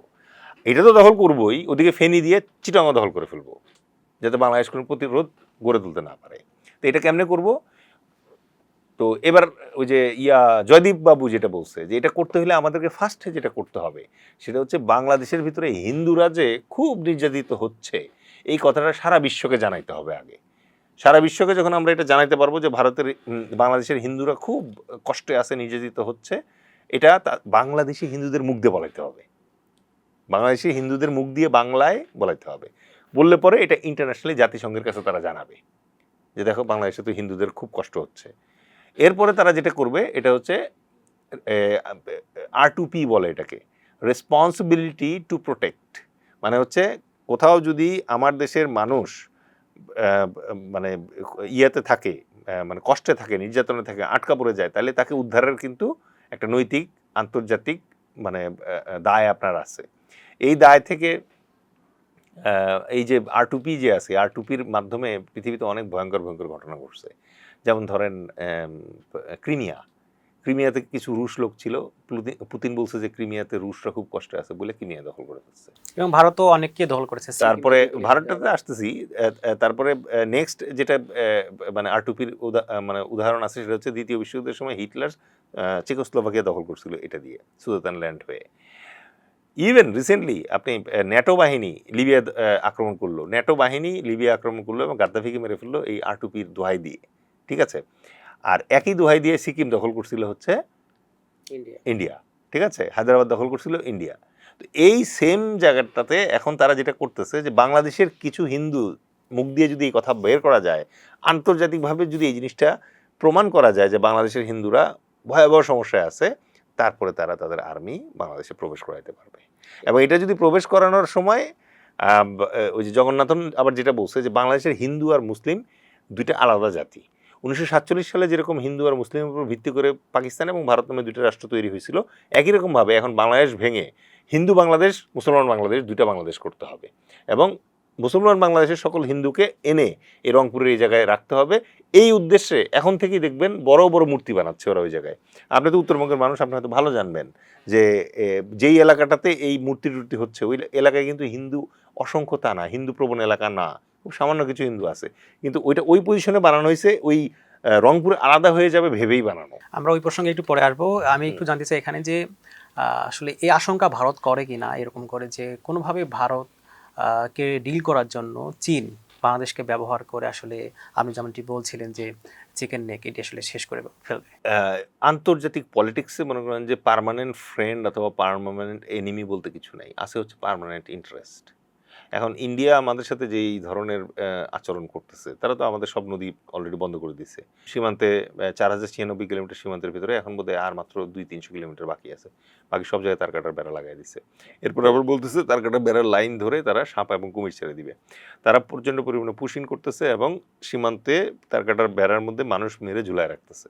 ঠিক আছে, তো এই হচ্ছে ধরেন বাংলাদেশ ভারত সম্পর্কের বাস্তবতা। ব্যবসা বাণিজ্য তো এখন মোটামুটি সবই বন্ধ, ওরা বাংলাদেশের সাথে যে ব্যবসাগুলো করতে এগুলো সবই বন্ধ করে রাখছে। অথচ এই বাংলাদেশ আজ থেকে 1-2 বছর আগে ইন্ডিয়ার 1 নাম্বার রেমিটেন্স আর্নিং খাত ছিল। মানে ইন্ডিয়ানরা 26 লাখ ইন্ডিয়ান বাংলাদেশে এসে চাকরি করতো এবং $40-45 বিলিয়ন প্রতি বছর নিয়ে চলে যায়, এবং এর ভিতরে মানে 80-90%ই আসলে কোনো ট্যাক্স ভ্যাট কিচ্ছু দেয় না। ঠিক আছে, কারণ বাংলাদেশের যারা ওদের কাজে লাগায়, আমাদের দেশে দেশপ্রেমিক কম, তারা চিন্তা করে যে আমি সরকারের ট্যাক্স ভ্যাট দেওয়ার চেয়ে ওর টাকাটা ওরে দিয়ে দিই, ও হুন্ডি করে পাঠায় দিই, কিছু একটা করে পাঠায় দিই। এরকম একটা প্রেক্ষাপটে এসে বাংলাদেশ যখন এখন দেখতেছে যে অস্তিত্বের সংকট শুরু হয়ে গেছে, ঠিক আছে, এই নতুন গভর্নমেন্ট আসছে, এই গভর্নমেন্ট যদি আবার ইন্ডিয়ার পদতলে গিয়ে ঠাঁই নেয়, তাহলে তো তখন ইন্ডিয়া সমস্যায় পড়ে যাবে। তার একটা রাখবো না মোদিরে রাখবো, দুইটাই তো আমার, মানে লালটাও আমার কালোটাও আমার, এরকম একটা অবস্থা হয়ে যাবে। সুতরাং এই সরকার টিকে থাকতে হলে তাহলে তো ইন্ডিয়ার সাথে তো এখন সে নিজেকে বিক্রি করতে পারবে না। এবং এই জন্য ওই যে আমাকে একজন জিজ্ঞেস করছিল যে এই চায়না আগে যাবে তারেক রহমান ভিজিটে নাকি ইন্ডিয়া আগে ভিজিটে যাবে। তাই আমি মজা করে বলছি উনি আগে লন্ডন ভিজিটে যাওয়া উচিত, কারণ অনেকদিন লন্ডনে ছিল, প্রধানমন্ত্রী হয়েছে, আগের বাসাটা একটু দেখতে যাবে, বাড়ির লোকের সাথে কথাবার্তা বলবে, ভালো। আর মনে করেন যে ইউকে দিয়ে শুরু করলে পরে কেউ মাইন্ডও করবে না। আর বাস্তবতা যেটা হচ্ছে, মানে ওটা ফান অ্যাপার্ট, আমি পরে যেটা বলছি যে ইন্ডিয়ার সাথে বাংলাদেশের এখন যে রিলেশনশিপ এবং বাংলাদেশের মানুষের মনে ইন্ডিয়া বয়কটের যে মানে অবস্থা, ওই অবস্থায় তারেক রহমান ইন্ডিয়া ভিজিটে এখন গিয়ে আসলে ইন্ডিয়া থেকেও কিছু পাবে না, বাংলাদেশের মানুষের আস্থাও হারাবে, ভাবমূর্তি নষ্ট হবে। তাহলে গেছে কোথায়? চায়নায় যাবে। তো চায়নায় যদি যায় তাহলে আপনি যে প্রশ্নটা করছেন যে চায়নাকে এখন ইনভাইট করা যেতে পারে, ঠিক আছে, কারণ ইন্ডিয়ার যদি আপনি টপ 2 এনিমি বলেন তাহলে একটা হচ্ছে পাকিস্তান আর একটা হচ্ছে চায়না, ঠিক আছে। আর ইন্ডিয়ারই একজন মানে কূটনৈতিক গুরু আছে, তার নাম হচ্ছে চাণক্য, ভালো নাম হচ্ছে কৌটিল্য। তো এই কৌটিল্য আবার তার সূত্রে বলে গেছে তোমার শত্রুর যে শত্রু সে তোমার কমন বন্ধু, ঠিক আছে। তার মানে ইন্ডিয়ার যে শত্রু পাকিস্তান এবং চীন, এটা বাংলাদেশের বন্ধু, এরকম সন্দেহ নেই, ঠিক আছে। এই ইন্ডিয়ার চাণক্যই বলে গেছে তোমার যেই দেশের সাথে সীমান্ত আছে সেই দেশের সাথে যুদ্ধ লাগার সম্ভাবনা আছে, ঠিক আছে। তার মানে বাংলাদেশের শত্রু হচ্ছে ভারত আর বন্ধু হচ্ছে পাকিস্তান এবং চীন। তা আপনার বন্ধুর কাছ থেকে আপনি ফ্রেন্ড মানে ইয়ে চাইতেই পারেন, সহায়তা চাইতেই পারেন, কাকে ডিল করার জন্য? আপনার সম্ভাব্য শত্রুকে ডিল করার জন্য। কিন্তু এই জায়গায় সতর্ক থাকার দরকার আছে, সেটা হচ্ছে যে আপনি সাহায্য চাইতে গিয়ে, ঠিক আছে, যদি এত বেশি নিজেকে বিক্রি করে দেন চীন এবং পাকিস্তানের কাছে, তাহলে আপনি আবার বিভিন্ন ধরনের সমস্যায় পড়বেন। এক নম্বর হচ্ছে তখন বাংলাদেশে যুদ্ধটা চলে আসবে। চীন ভারত, পাকিস্তান ভারত, এদের ভিতরে যে টেনশনটা আছে এই টেনশনটা আপনি তখন অযথাই ড্র করে বাংলাদেশে নিয়ে আসবেন। বাংলাদেশ তখন আবার বোর্ড হয়ে যাবে, ওরা দুজন খেলতে থাকবে, এটা হইতে দেওয়া যাবে না, ঠিক আছে। আপনি তিস্তা ব্যারেজের জন্য লোন নেন, আপনি মনে করেন যে চীনকে আপনি কীভাবে ব্যবহার করবেন? এই যে কিছুদিন পরে মনে করেন যে ভারত যখন বাংলাদেশ আক্রমণের জন্য উসিলা খুঁজবে, তখন সে ফার্স্টে জাতিসংঘে একটা আপিল তুলবে যে বাংলাদেশে এই মাইনরিটি নির্যাতন হচ্ছে এবং আমাকে অনুমতি দাও আমার মাইনরিটিকে বাঁচানোর। চীন যদি তখন আমাদের পাশে থাকে তখন চীন কি দিবে? ভেটো। চীন যদি ভেটো দেয় তাহলে ভারত আগাইতে পারবে না, রাইট? তো এই জাতীয় জায়গায় আমাদেরকে আমাদের ইয়েগুলো খুঁজে বের করতে হবে যে কোন কোন জায়গায় তারা আসলে আমাকে হেল্প করতে পারবে।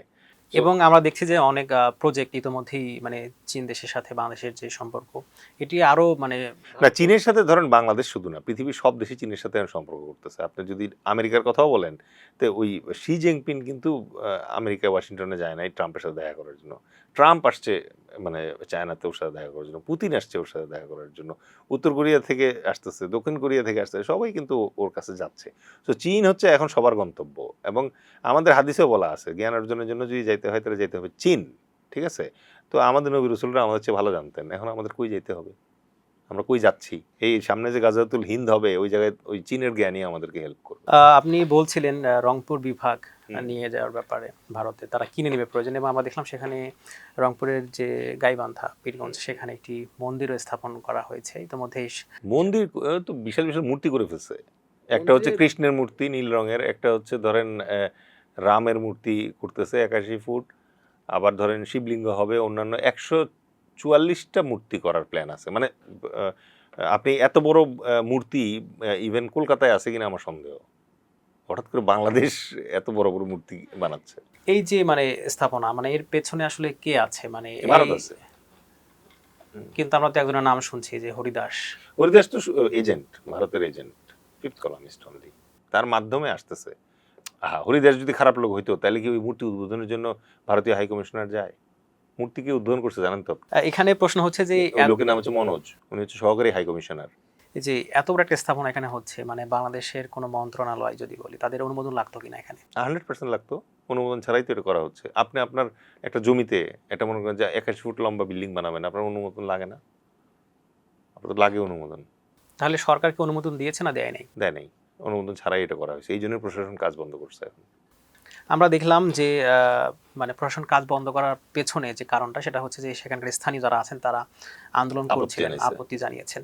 আমার প্রশ্ন হচ্ছে যে তারা আপত্তি জানানোর আগে মানে বাংলাদেশের যারা গোয়েন্দা সংস্থার লোক, তারা কি জানতো না? বাংলাদেশের গোয়েন্দা সংস্থা অগোচরে কি বাংলাদেশে কোনো কিছু হওয়া সম্ভব কিনা আমার একটা সন্দেহ আছে। বাট কথা হচ্ছে যে দেখেন, গোয়েন্দা সংস্থা তো নিজে নিজে কাজ করে না, বুঝলেন নাই? আপনি মনে করেন আমার গোয়েন্দা, আপনি এসে বললেন যে স্যার ওইখানে একটা মূর্তি হইতেছে, আমি বললাম ওটা চুপ থাক, আমাকে কিনে ফেললেই তো হয়, আপনারা তো ইয়ে করে লাভ নেই। আপনি তো দিন শেষে বলুন আমি চাকরি করে খাই, ছোট মানুষ, আমি আমার জানানোর কথা ছিল, আমি ছবি তুলে দিছি, সবকিছু তথ্য আপনাকে দিছি, সিদ্ধান্ত তো আপনার হাতে, তাই না? তো এই মূর্তি যখন তৈরি করা শুরু হয়েছিল তখন প্রধানমন্ত্রী যে ছিল, তারপরে মানে এই মূর্তি যখন 81 ফুট উঁচু হয়ে গেল তখন প্রধানমন্ত্রী যে ছিল, এটা তো তাদের আনসার দেওয়ার কথা। এগুলো গোয়েন্দা সংস্থার ব্যর্থতার চেয়ে আমার কাছে মনে হয় রাজনৈতিক ব্যর্থতা বেশি, কারণ আমাদের রাজনীতিবিদরা ইন্ডিয়ান রুপি খাইছে, তাদের হানি ট্র্যাপে মুছছে, তারপরে নিজেদের সর্বস্ব বিক্রি হয়েছে। আর যেই দেশের মন্ত্রী মিনিস্টার মনে করেন বছরে $16 বিলিয়ন দেশের বাইরে পাচার করতে পারে, যারা মনে করেন যে এই এদিকে জুলাই মানে ছেলেরা প্রাণ হারাইতেছে আর তারা দুবাইতে বসে বসে মনে করেন পার্টি করতেছে, মদ খাইতেছে, হ্যাঁ, তারা রং বেরঙের গাড়ি, তারপর বেগম পাড়ায় বাড়ি, তারপর মানে হানি ট্রিপে পাওয়া নারী, এগুলো সব কিছু নিয়ে ঘোরাফেরা করতেছে, সেই দেশের পলিটিশিয়ান এটা শোনার পরে থামাবে আপনি তাই মনে করেন? আপনি যেমনটি বলছিলেন যে ইন্ডিয়ানরা নির্যাতিত হচ্ছে, এই কার্ড খেলা হবে এবং সেজন্যই মূলত বিভিন্ন ধরনের স্থাপনা, মন্দির বা মূর্তি যেটি ইতোমধ্যে রংপুরে করা হয়েছে। আমরা দেখলাম যে এই ঘটনাকে কেন্দ্র করে শাহবাগে এই বিক্ষোভ মিছিল করেছে যারা সনাতন ধর্মের আছে, তারা এরকম একটি স্লোগান দিয়েছে যে আমার মাটি আমার মা, এই দেশ ছাড়বো না। এরপরে বলেছে যে জঙ্গিবাদের আস্তানা ভেঙে দাও, গুঁড়িয়ে দাও। আমার প্রশ্ন হচ্ছে যে যদি তথ্য কথাই বলি, এমন তো দেখি নাই আমরা যে কাউকে জোর করে ভারতে পাঠানো হচ্ছে, তাহলে এই যে স্লোগান, এটি কি তাহলে মানে ওটারই অংশ কিনা? এটার পাশাপাশি আমি আরো দুটো জিনিস অ্যাড করতে চাই। আপনি যেটা বলছেন ওটা অত ডেঞ্জারাস না, বেশি ডেঞ্জারাস যেটা সুপ্রিম কোর্টের অ্যাডভোকেট, তো ওই ভদ্রমহিলা যেটা বলছেন সবচেয়ে ডেঞ্জারাস, সেটা হচ্ছে যে হিন্দুদের জন্য আলাদা প্রদেশ দাবি করবে, ঠিক আছে? আর দ্বিতীয় ডেঞ্জারাস কথা যেটা বলছে সেটা হচ্ছে যে বিদেশি বেশ কিছু শক্তির সাথে তাদের যোগাযোগ আছে, তাদের সহায়তা নিয়ে তারা হিন্দুদের জন্য বাংলাদেশের ভেতরে আলাদা প্রদেশ গড়ে তুলবে। এগুলো হচ্ছে আপত্তিকর কথা, এগুলো কোনো পলিটিক্যাল মানে এটা এটা নির্যাতিত কারো কণ্ঠ না, বিচার চাওয়ার কণ্ঠ এটা না, টপিকও এটা না, এটা আপত্তিকর জায়গা। এখানে উনি যেটা করার চেষ্টা করতেছেন সেটা হচ্ছে যে বাইরের শক্তির মদত দিয়ে উনি বাংলাদেশে একটা কিছু ডেমোগ্রাফিক চেঞ্জ আনার চেষ্টা করতেছেন। দুইটা ফল্ট আছে এই জায়গায়। এক নম্বর হচ্ছে স্বাধীন বাংলাদেশের ভিতরে আপনি পৃথক প্রদেশ করার স্বপ্ন দেখতেছেন, এটা তো বিচ্ছিন্নতাবাদী মনোভাব, ঠিক আছে? দুই নম্বরের যেটা প্রবলেম সেটা হচ্ছে যে আপনি বলছেন বিদেশি শক্তির মদত দিয়ে আপনি এটা করবেন, ঠিক আছে? তার মানে কি? তার মানে আপনি অলরেডি কিন্তু মানে দেশ বিরোধী কার্যক্রমের কথা বলতেছেন। ওই যে প্রিয়া গোপ নামে একজন ভদ্রমহিলা কিন্তু এর আগে একবার ট্রাম্পের কাছে চলে গেছিল বিচার দেওয়ার জন্য যে বাংলাদেশে এই হচ্ছে। তো এগুলো কি? এগুলো হচ্ছে ধরেন ফার্স্টে আমাদেরকে যে জিনিসটা বুঝতে হবে সেটা হচ্ছে বাংলাদেশের যে সনাতনী ভাইয়েরা আছে তারা তো এই দেশেরই সন্তান, এটা তো কোনো সন্দেহ নাই, তারা তো বাইরে থেকে আসে নাই। এবং বাস্তবতা হচ্ছে আমিও বাইরে থেকে আসিনি, আপনিও বাইরে থেকে আসেন নাই, তারাও বাইরে থেকে আসেনি, আমাদের ধর্ম আলাদা, that is okay, this number one. দুই নম্বর হচ্ছে এই দেশ স্বাধীন করার যে যুদ্ধ, সেই যুদ্ধের ভিতরে নির্যাতিত হওয়া, সেই যুদ্ধের মধ্যে যুদ্ধ করা এবং দেশ স্বাধীন করা, তারাও এটার পার্ট, রাইট? তার মানে এই বাংলাদেশের উপরে আপনার যতটুকু হক আছে, আমার যতটুকু হক আছে, তারও ততটুকু হক আছে, এটা কোনো সন্দেহ নেই। আচ্ছা, আজকে যদি তার উপরে কোনো ধরনের নির্যাতন হয়, সাধারণ অপরাধ যদি হয়, সেটারও তার বিচার চাওয়ার অধিকার আছে। আজকে তার উপরে যদি ধর্ম ভিত্তিক কোনো ধরনের মানে নির্যাতন হয়, এটারও তার বিচার চাওয়ার হক আছে, এটাই ইনসাফ। সুতরাং তার উপরে যদি ধর্মীয় কারণে কোনো ধরনের মানে অত্যাচার করা হয়ে থাকে, এটার বিচার কে করবে? রাষ্ট্র করবে, রাষ্ট্র আইন করবে, ঠিক আছে? এখন আমাদের মনে করেন যে মেজর সিনহা নামের একজনরে গুলি করে মনে করেন যে মেরে ফেলছে, সেই মামলা মনে করেন যে অলরেডি শেষ, দোষী শনাক্ত, রায় হয়ে গেছে, ফাঁসি এখনো হইতেছে না। তো আমরা তো যারা মানে মেজরিটি আছি এই জায়গায়, আমাদেরই তো অনেক কিছু বিচার হইতেছে না, তাই বলে কি আমরা অন্য দেশে সাহায্য চাচ্ছি না? তো ওনাদের তো এটা চাওয়ার কথা না, এই জায়গাটাতে আপত্তি। তাহলে ইন্টারেস্ট হচ্ছে অন্য কিছুতে। এইখানে মানে যেটা তদন্ত করে দেখতে হবে যে কেন একজন মানে প্রিয়া গোপ ইয়েতে ট্রাম্পের কাছে গিয়ে বিচার দেয়, কেন এই এই ধরনের একজন মানে সুপ্রিম কোর্টের অ্যাডভোকেট কিভাবে বলে যে আমাদেরকে কি 2টা মারলে 1টা মারবো না, ওনাদের তো কেউ মারার চেষ্টা করে নাই, কেউ তো এটা এই চেষ্টা করে নাই, তাহলে উনি কেন উস্কানি দেওয়ার চেষ্টা করতেছেন? তাহলে এটার পেছনে দেখতে হবে আজকে হরিদাসের পেছনে যেরকম চেক করে দেখতে হবে যে হরিদাসের ব্যাকগ্রাউন্ড কি, তার ফান্ডিং কীভাবে আসছে, 18 কোটি টাকা কোথা থেকে পাইছে, 18 কোটি টাকা দিয়ে এই মূর্তি বানানোর আইডিয়া তাকে কে দিছে, কার ফান্ডিংয়ে সে এটা করছে, কিভাবে এখানে ভারতীয় মানে হাই কমিশনার এই মূর্তি উদ্বোধন করতে আসলো, ওটার ভেতরে আবার মনে করেন যে একটা ছোট্ট রিসোর্টের মতো আছে যেটার ভেতরে মনে করেন যে সরকারি এবং বিভিন্ন উচ্চপদস্থ যাদেরকে সে দাওয়াত দেয়, দাওয়াত দিয়ে সেখানে মানে ভিডিও করে নাকি ব্ল্যাকমেইল করে, এরকম অভিযোগও আছে। এই হরিদাস প্রসঙ্গে একটু জানতে চাই, মানে তাকে যদি আমরা মানে জানতে চাই, সে ভারতেও দীর্ঘদিন অবস্থান করেছিল এবং তার পরিবার, না আমি যতদূর জানি হরিদাসের আরো 3 ভাই আছে যারা ভারতে থাকে, তারা এখনো ভারতে থাকে 3 ভাই, ঠিক আছে, গোবিন্দ তারপর কি সব নামের 3 জন আছে, আর সে হচ্ছে বাংলাদেশে থাকতেছে, সে 5-6 থাকতে সম্ভবত ইন্ডিয়াতে চলে গেছিল, এবং ইন্ডিয়া বাংলাদেশের বর্ডার যেহেতু ওপেন সে বাংলাদেশে যাওয়া আসা করতো, এবং আমি যতদূর শুনছি যে আগের আওয়ামী লীগ আমলেও সে বিভিন্ন ধরনের বাটপারি করছে, বিভিন্ন জায়গায় গিয়ে বলতো যে প্রধানমন্ত্রী সে বিশেষ দূত, সে প্রধানমন্ত্রীর পক্ষ থেকে আসছে, আইসা এটা করতো ওইটা করতো, লোকজনের কাছে চাঁদাবাজি করতো, টাকা পয়সা নিত, পরে নাকি এটার জন্য র্যাব তাকে ধরছিল একবার, তার মানে ক্রিমিনাল রেকর্ড তো তার আছেই, ঠিক আছে, দেখতে হবে তার নাগরিকত্ব কয় দেশের আছে, ঠিক আছে, তারপরে মানে আমাদের মেইন যে কাজটা করতে হবে সেটা হচ্ছে আমাদের ফাইন্যান্সিয়াল মানে ইন্টেলিজেন্স ইউনিট যেটা আছে এটাকে কাজে লাগাইতে হবে। আপনাকে অলওয়েজ আপনি দেখবেন যে মানি ট্র্যাক করলে আপনি সব খুঁজে পাবেন, ঠিক আছে, ওর টাকাটা আসছে কোত্থেকে এইটা যদি আপনি খালি খুঁজে বের করেন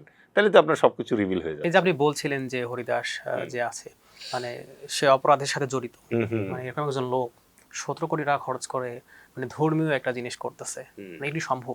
এটি তো আমি বললাম যে এটা তদন্ত করে, এটা যেহেতু অ্যাপারেন্টলি মনে করেন যে আমাদের কাছে অযৌক্তিক মনে হচ্ছে, তার মানে এটার পিছনে ভিনদেশি ষড়যন্ত্র আছে, ভিনদেশি চক্রান্ত আছে, তো এই ষড়যন্ত্র এবং চক্রান্তটাকে রিভিল করার জন্য তাকে তো জিজ্ঞাসাবাদ করতে হবে, এবং তার সহযোগী যারা আছে তাকে জিজ্ঞাসাবাদ করা লাগবে।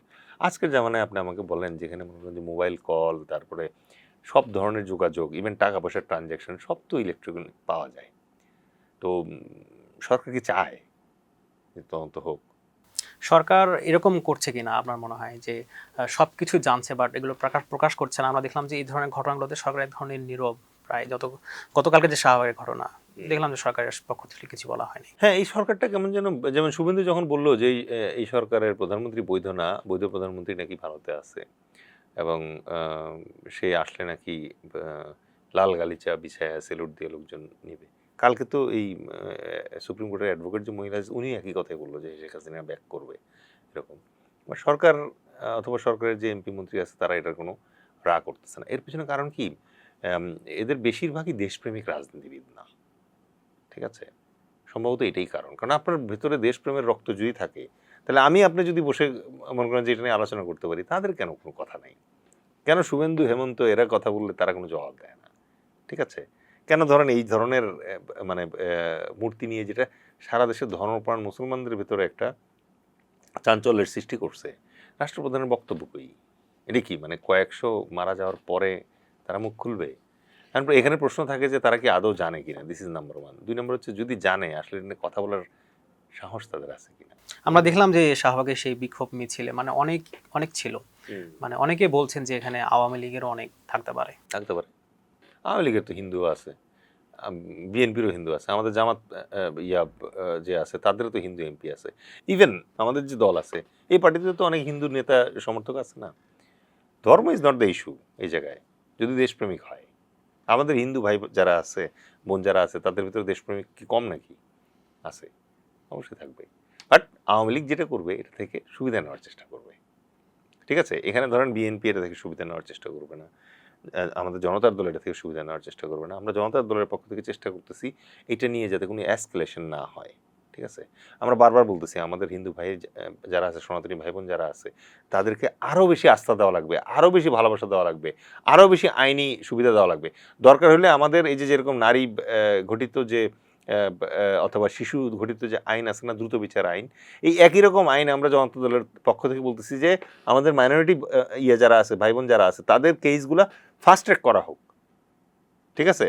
তাদের ভেতর থেকে ওই ভয়টা সরে যাক যে মানে আইনি বিচার পাইতে হলে আমাকে ইন্ডিয়ার দিকে তাকায় থাকতে হবে, এটা যেন না আসে। ঠিক আছে, এখন আমরা খুব চেষ্টা করতেছি একবার যদি মুখ খুলে যায় দুই পক্ষের, তাহলে কিন্তু ভাই ওই যে এতদিন ধরে যে আমরা যে লেহাজটা রাখছিলাম, আপনি মনে করার চেষ্টা করেন আপনার স্কুল কলেজে একটা দুটো হিন্দু ক্লাসমেট ছিল না, তার সাথে কি আপনার এরকম মানে ধর্মের কারণে মারামারি করছেন কোনোদিন? এবং বাস্তবতা হচ্ছে যে আমাদের দেশে মুসলিম হিন্দু ভালো সম্পর্ক। হ্যাঁ, আমার যে ক্লাসমেটটা ছিল মানে ইয়েতে, তাদের সাথে তো আমরা ঘুষে ঘুষে মারামারিও করছি, বাট নট ধর্ম নিয়ে, খেলা নিয়ে করছি, অন্য জিনিস নিয়ে করছি। এটাই তো বাংলাদেশ। এটার ভেতরে যখনই আপনি দেখবেন যে ধর্মের ব্যাপারটা আসতেছে, এই যে আমাদের সুপ্রিম কোর্টের যে আইনজীবী যিনি এই কথা বলল যে আলাদা প্রদেশ চায়, এটা তো মনে হয় না এটা ন্যাচারালি অন্যান্য হিন্দুরা এইসব কথা বলবে।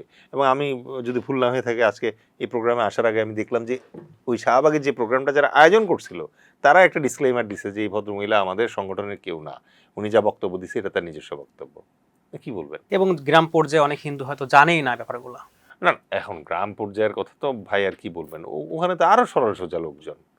ঠিক আছে, হ্যাঁ, এখন গ্রামে ভিলেজ পলিটিক্সে মনে করেন যে জমি জমা নিয়ে তো সব ধরনের পলিটিক্সে আছে। তো এর ভিতরে মনে করেন যে অনেক সময় যখন দেখা যায় যে আইনে সুবিধা হয় না, তখন দেখবেন ধরনের ব্যাপারটা সামনে নিয়ে আসে। এটারও প্রমাণ আছে বাংলাদেশে। বাট তারপরেও আমি বলবো যে বাংলাদেশের রাষ্ট্র হিসেবে রাষ্ট্রের উচিত যে বাংলাদেশের যে মাইনরিটি যারা আছে তাদের ভিতরে আস্থা ফিরে আনা, এটা আনতে হবে আগে। আপনি আমাদের দেশের হিন্দুদেরকে বাদ দিয়ে কোনো কিছু প্ল্যান করতে পারবেন না, এবং করা উচিতও না। কেন করবো আমরা? কারণ ইসলাম ধর্ম মনে করেন যে আমাদের এত অলরেডি শিখাইছে যে অন্য ধর্মের যারা আছে তাদের সঙ্গে কিভাবে সহিষ্ণু আচরণ করতে হয়। এটা ইসলাম ধর্মের চেয়ে বেটার আর কোনো ধর্ম নাই। আমরা একটু আসতে চাই, সেটি হচ্ছে Bangladesh, China, Myanmar, India, Pakistan, Bhutan, Nepal, এই দেশগুলোর মধ্যে যদি ভবিষ্যতে কোনো দিন ক্লাশ হয়, মানে সেক্ষেত্রে কয়টা বলয় সৃষ্টি হতে পারে এবং কোন কোন দেশ কোন দিকে যেতে পারে? এটা খুবই হাইপোথেটিক্যাল একটা কোশ্চেন, কারণ এই জায়গায় আপনি আগে থেকে কিছুই বলতে পারবেন না। কারণ যদি মানে ফিউচারে কোনো ক্ল্যাশ হয়, তা ক্ল্যাশ কী নিয়ে হবে? ক্ল্যাশ হওয়ার কয়েকটা বোন অফ কন্ডিশন আছে। এক নম্বর হচ্ছে যে ধরেন আমি বাংলাদেশ স্পেসিফিক বলি, বাকি এতগুলো বললে আলোচনা লম্বা হয়ে যাবে। বাংলাদেশের ধরেন ক্ল্যাশ হলে কোন দুইটা দেশের সাথে হওয়ার কথা?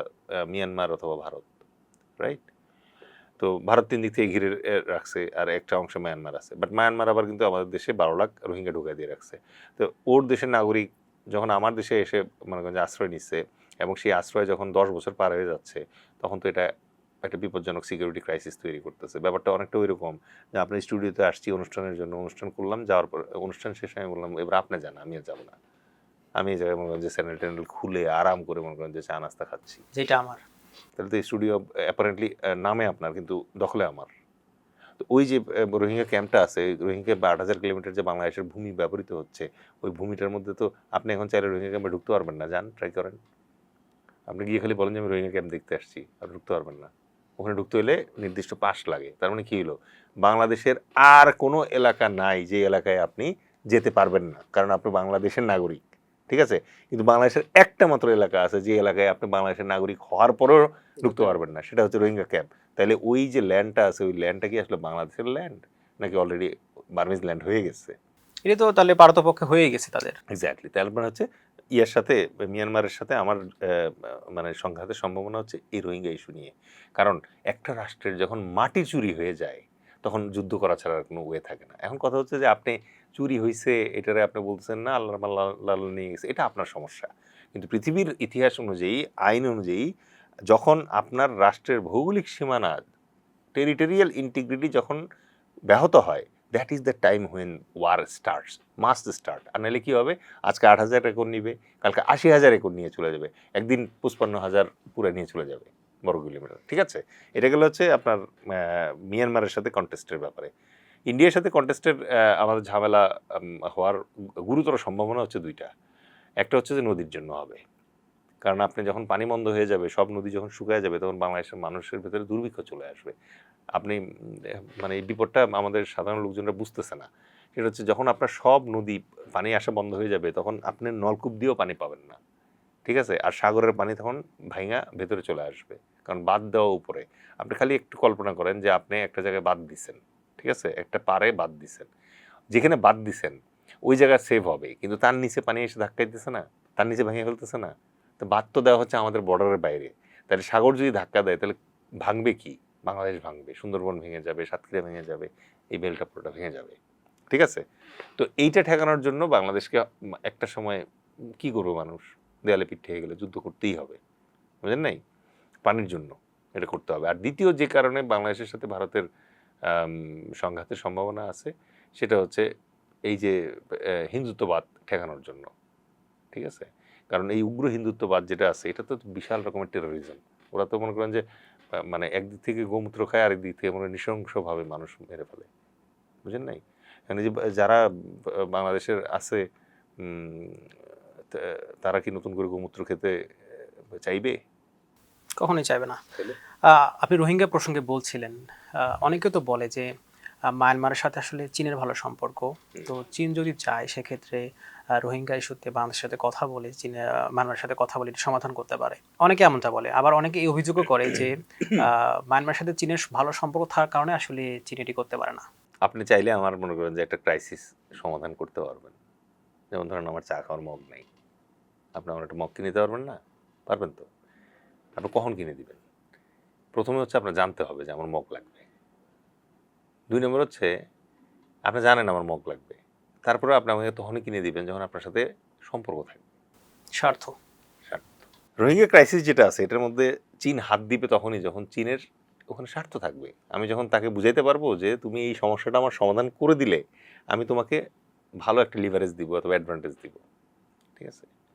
তো এই এক পডকাস্টের আলোচনায় আপনি সাডেনলি মনে করেন যে এই জিনিসটা অতটা ব্যাপ্তি নিয়ে বুঝতে পারবেন না। আমি সংক্ষেপে বলার চেষ্টা করি। এই ব্যাপারে আমার একটা বই আছে, নাম হচ্ছে রোহিঙ্গা রঙ্গ। যারা আগ্রহী তারা এটা পড়ে দেখতে পারে। আপনি সিম্পলি আমি আপনাকে বুঝাই বলি, আপনি চায়নার কথা বললেন এই জন্য চায়নারটা বলতেছি, ইন্ডিয়ারটা বলবো না। চায়নার ইন্টারেস্টটা বোঝেন আগে আপনি আরাকানে কি। চায়না মেইন তেলটা কেনে ইরান থেকে, ইরানের হরমুজ হয়ে এই তেলটা আসে, আসার পরে মালাক্কা প্রণালী হয়ে চায়নাতে আগে ঢুকতো, ঠিক আছে। তা আজকে যুদ্ধ লাগছে পরে হরমুজ বন্ধ করে দিছে না, তা আটকা পড়ে যায়। মালাক্কা হচ্ছে মালয়েশিয়ার ভেতর দিয়ে গেছে এটা। সো ওই জায়গায় ইউএসের 2টা ক্যান্টনমেন্ট আছে। এই 2টা ক্যান্টনমেন্ট বানানোই হয়েছে যদি চায়না তেরিবেরি করে তাহলে বন্ধ করে দিবে হরমুজের মতো করে। এটার ইংলিশে বলা হচ্ছে মালাক্কান ডিলেমা, মানে হচ্ছে চীনের তেল সরবরাহ বন্ধ হয়ে যাওয়ার জন্য যে ভয়, এটারে বলে মালাক্কান ডিলেমা। এই ভয় কাটা ওঠার জন্য সে কি করছে, সে বঙ্গোপসাগরে তেল ঢুকাইছে। বঙ্গোপসাগরে তেল ঢুকাইয়া এই তেলটা সে ডাউনলোড করে কই, মায়ানমারের কায়াকপো নামে একটা জায়গা আছে ওইখানে, এবং ওইখান থেকে সে পাইপ লাগাইছে, পাইপ লাগাই একেবারে গোয়াঞ্জদি মানে চীনে নিয়ে গেছে।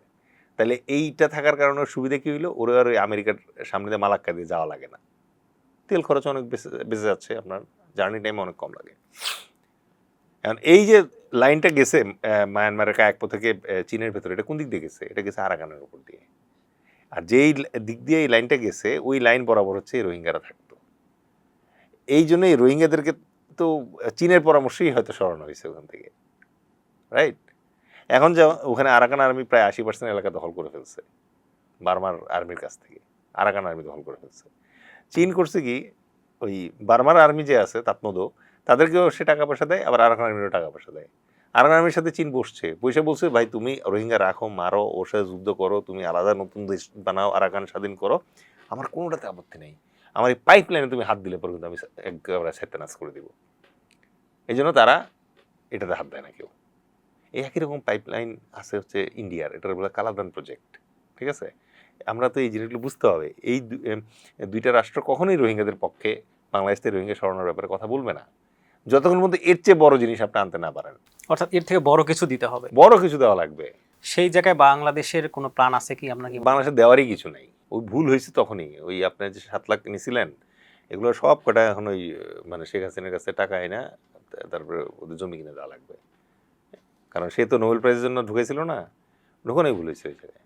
আপনি যে এখন পুশিং করার চেষ্টা করতেছে ইন্ডিয়া, আপনি যে এখন বিজিবিতে ঠেকাচ্ছেন, ঠেকতেছে না, ঢুকাতে পারতেছে। আমরা একটু বাজেট প্রসঙ্গে আসতে চাই। বাজেট তো ইতিমধ্যে ঘোষণা করা হয়েছে এবং অন্যান্য বারের থেকে সর্বোচ্চ এবারে। বাজেট সবসময় আগেরটার চেয়ে পরেরটা বড়ই হয়। কেমন দেখলেন? ফার্স্টলি যেটা বলবো যে বাজেট সবসময় আগেরটার চেয়ে বড়ই হয় পরেরটা। আপনি গত বছরে মনে করেন যে বেতন যা ছিল এই বছর আপনি ইনক্রিমেন্ট হয়েছে না, সেম। অনেক নেতাই তো বলে যে সবার থেকে আমরা বেশি বাজেট দিয়েছি, এরকম তো অনেকেই বলে। এগুলো হচ্ছে পলিটিক্যাল কথাবার্তা, ঠিক আছে। আপনি আগের চেয়ে বাজেট ছোট হয়েছে এরকম খুব কম, মানে গভর্নমেন্টের বাজেট যেটা ধরেন ইন্টারিম এসে এটা ছোট করতে পারে, কারণ তার কাজ কাম। কিন্তু যারা পলিটিক্যাল গভর্নমেন্ট তারা সবসময় আগের চেয়ে তো তার মানে দিন গেছে, খরচ বাড়ছে, মুদ্রাস্ফীতি বাড়ছে, বাজেটের সাইজ বাড়বে না? আচ্ছা বাড়বে। এবং এটাকে অনেকে মানে মনে করে সফলতা। এইটা এখন মনে মনে তো অনেক কিছু মনে করেন যে করা যায়, বাট আমি আপনাকে ব্যাখ্যাটা বলে দিলাম যে এটা তো নর্মাল হিসাব। আপনি আগের বছর যদি ৮০,০০০ টাকা বেতন পেয়ে থাকেন, পরের বছর আপনি ২৫,০০০ আশা করেনি, এটা তো হবেই। তাই তো সেই দিক থেকে যদি কেউ ক্রেডিট নিতে চায়, এটা আসলে নিচ্ছে ক্রেডিট, বাট আমি এটাকে ক্রেডিট মনে করি না। মূল প্রসঙ্গ যেটা, সেটা হচ্ছে যে এই বাজেটের ৬০% ধরেন এনবিআর এর কাছ থেকে পাবে বলে আশা করতেছে। তো আমাদের দর্শকদের সুবিধার জন্য খুব সংক্ষেপে আমি একটু বুঝাই বলি বাজেট জিনিসটা কি। বাজেট জিনিসটা হচ্ছে, আপনি ধরেন এই মাসে আপনার স্যালারি হচ্ছে ৫০,০০০ টাকা। তো আপনি এই ৫০,০০০ টাকার ভিতরে কত হাজার টাকা বাসা ভাড়া দিবেন, কত হাজার টাকা খাবার খরচ দিবেন, কত হাজার টাকা বাচ্চার স্কুলিংয়ের জন্য দিবেন, কত হাজার টাকা জমাবেন, এই যে পরিকল্পনাটা, এটাকে বলা হচ্ছে ফ্যামিলি বাজেট। রাষ্ট্রের বাজেট হয় সেম ওয়েতে, কিন্তু রাষ্ট্রের বাজেটটা জানুয়ারি থেকে ডিসেম্বর পর্যন্ত হয় না, জুন থেকে পরের বছর পর্যন্ত হয়। এই জন্য বাজেট সবসময় দেখবেন যে বলে ১৫-১৬ অথবা ১৬-১৭ অথবা এবার যেরকম হচ্ছে ২৬-২৭ এরকম।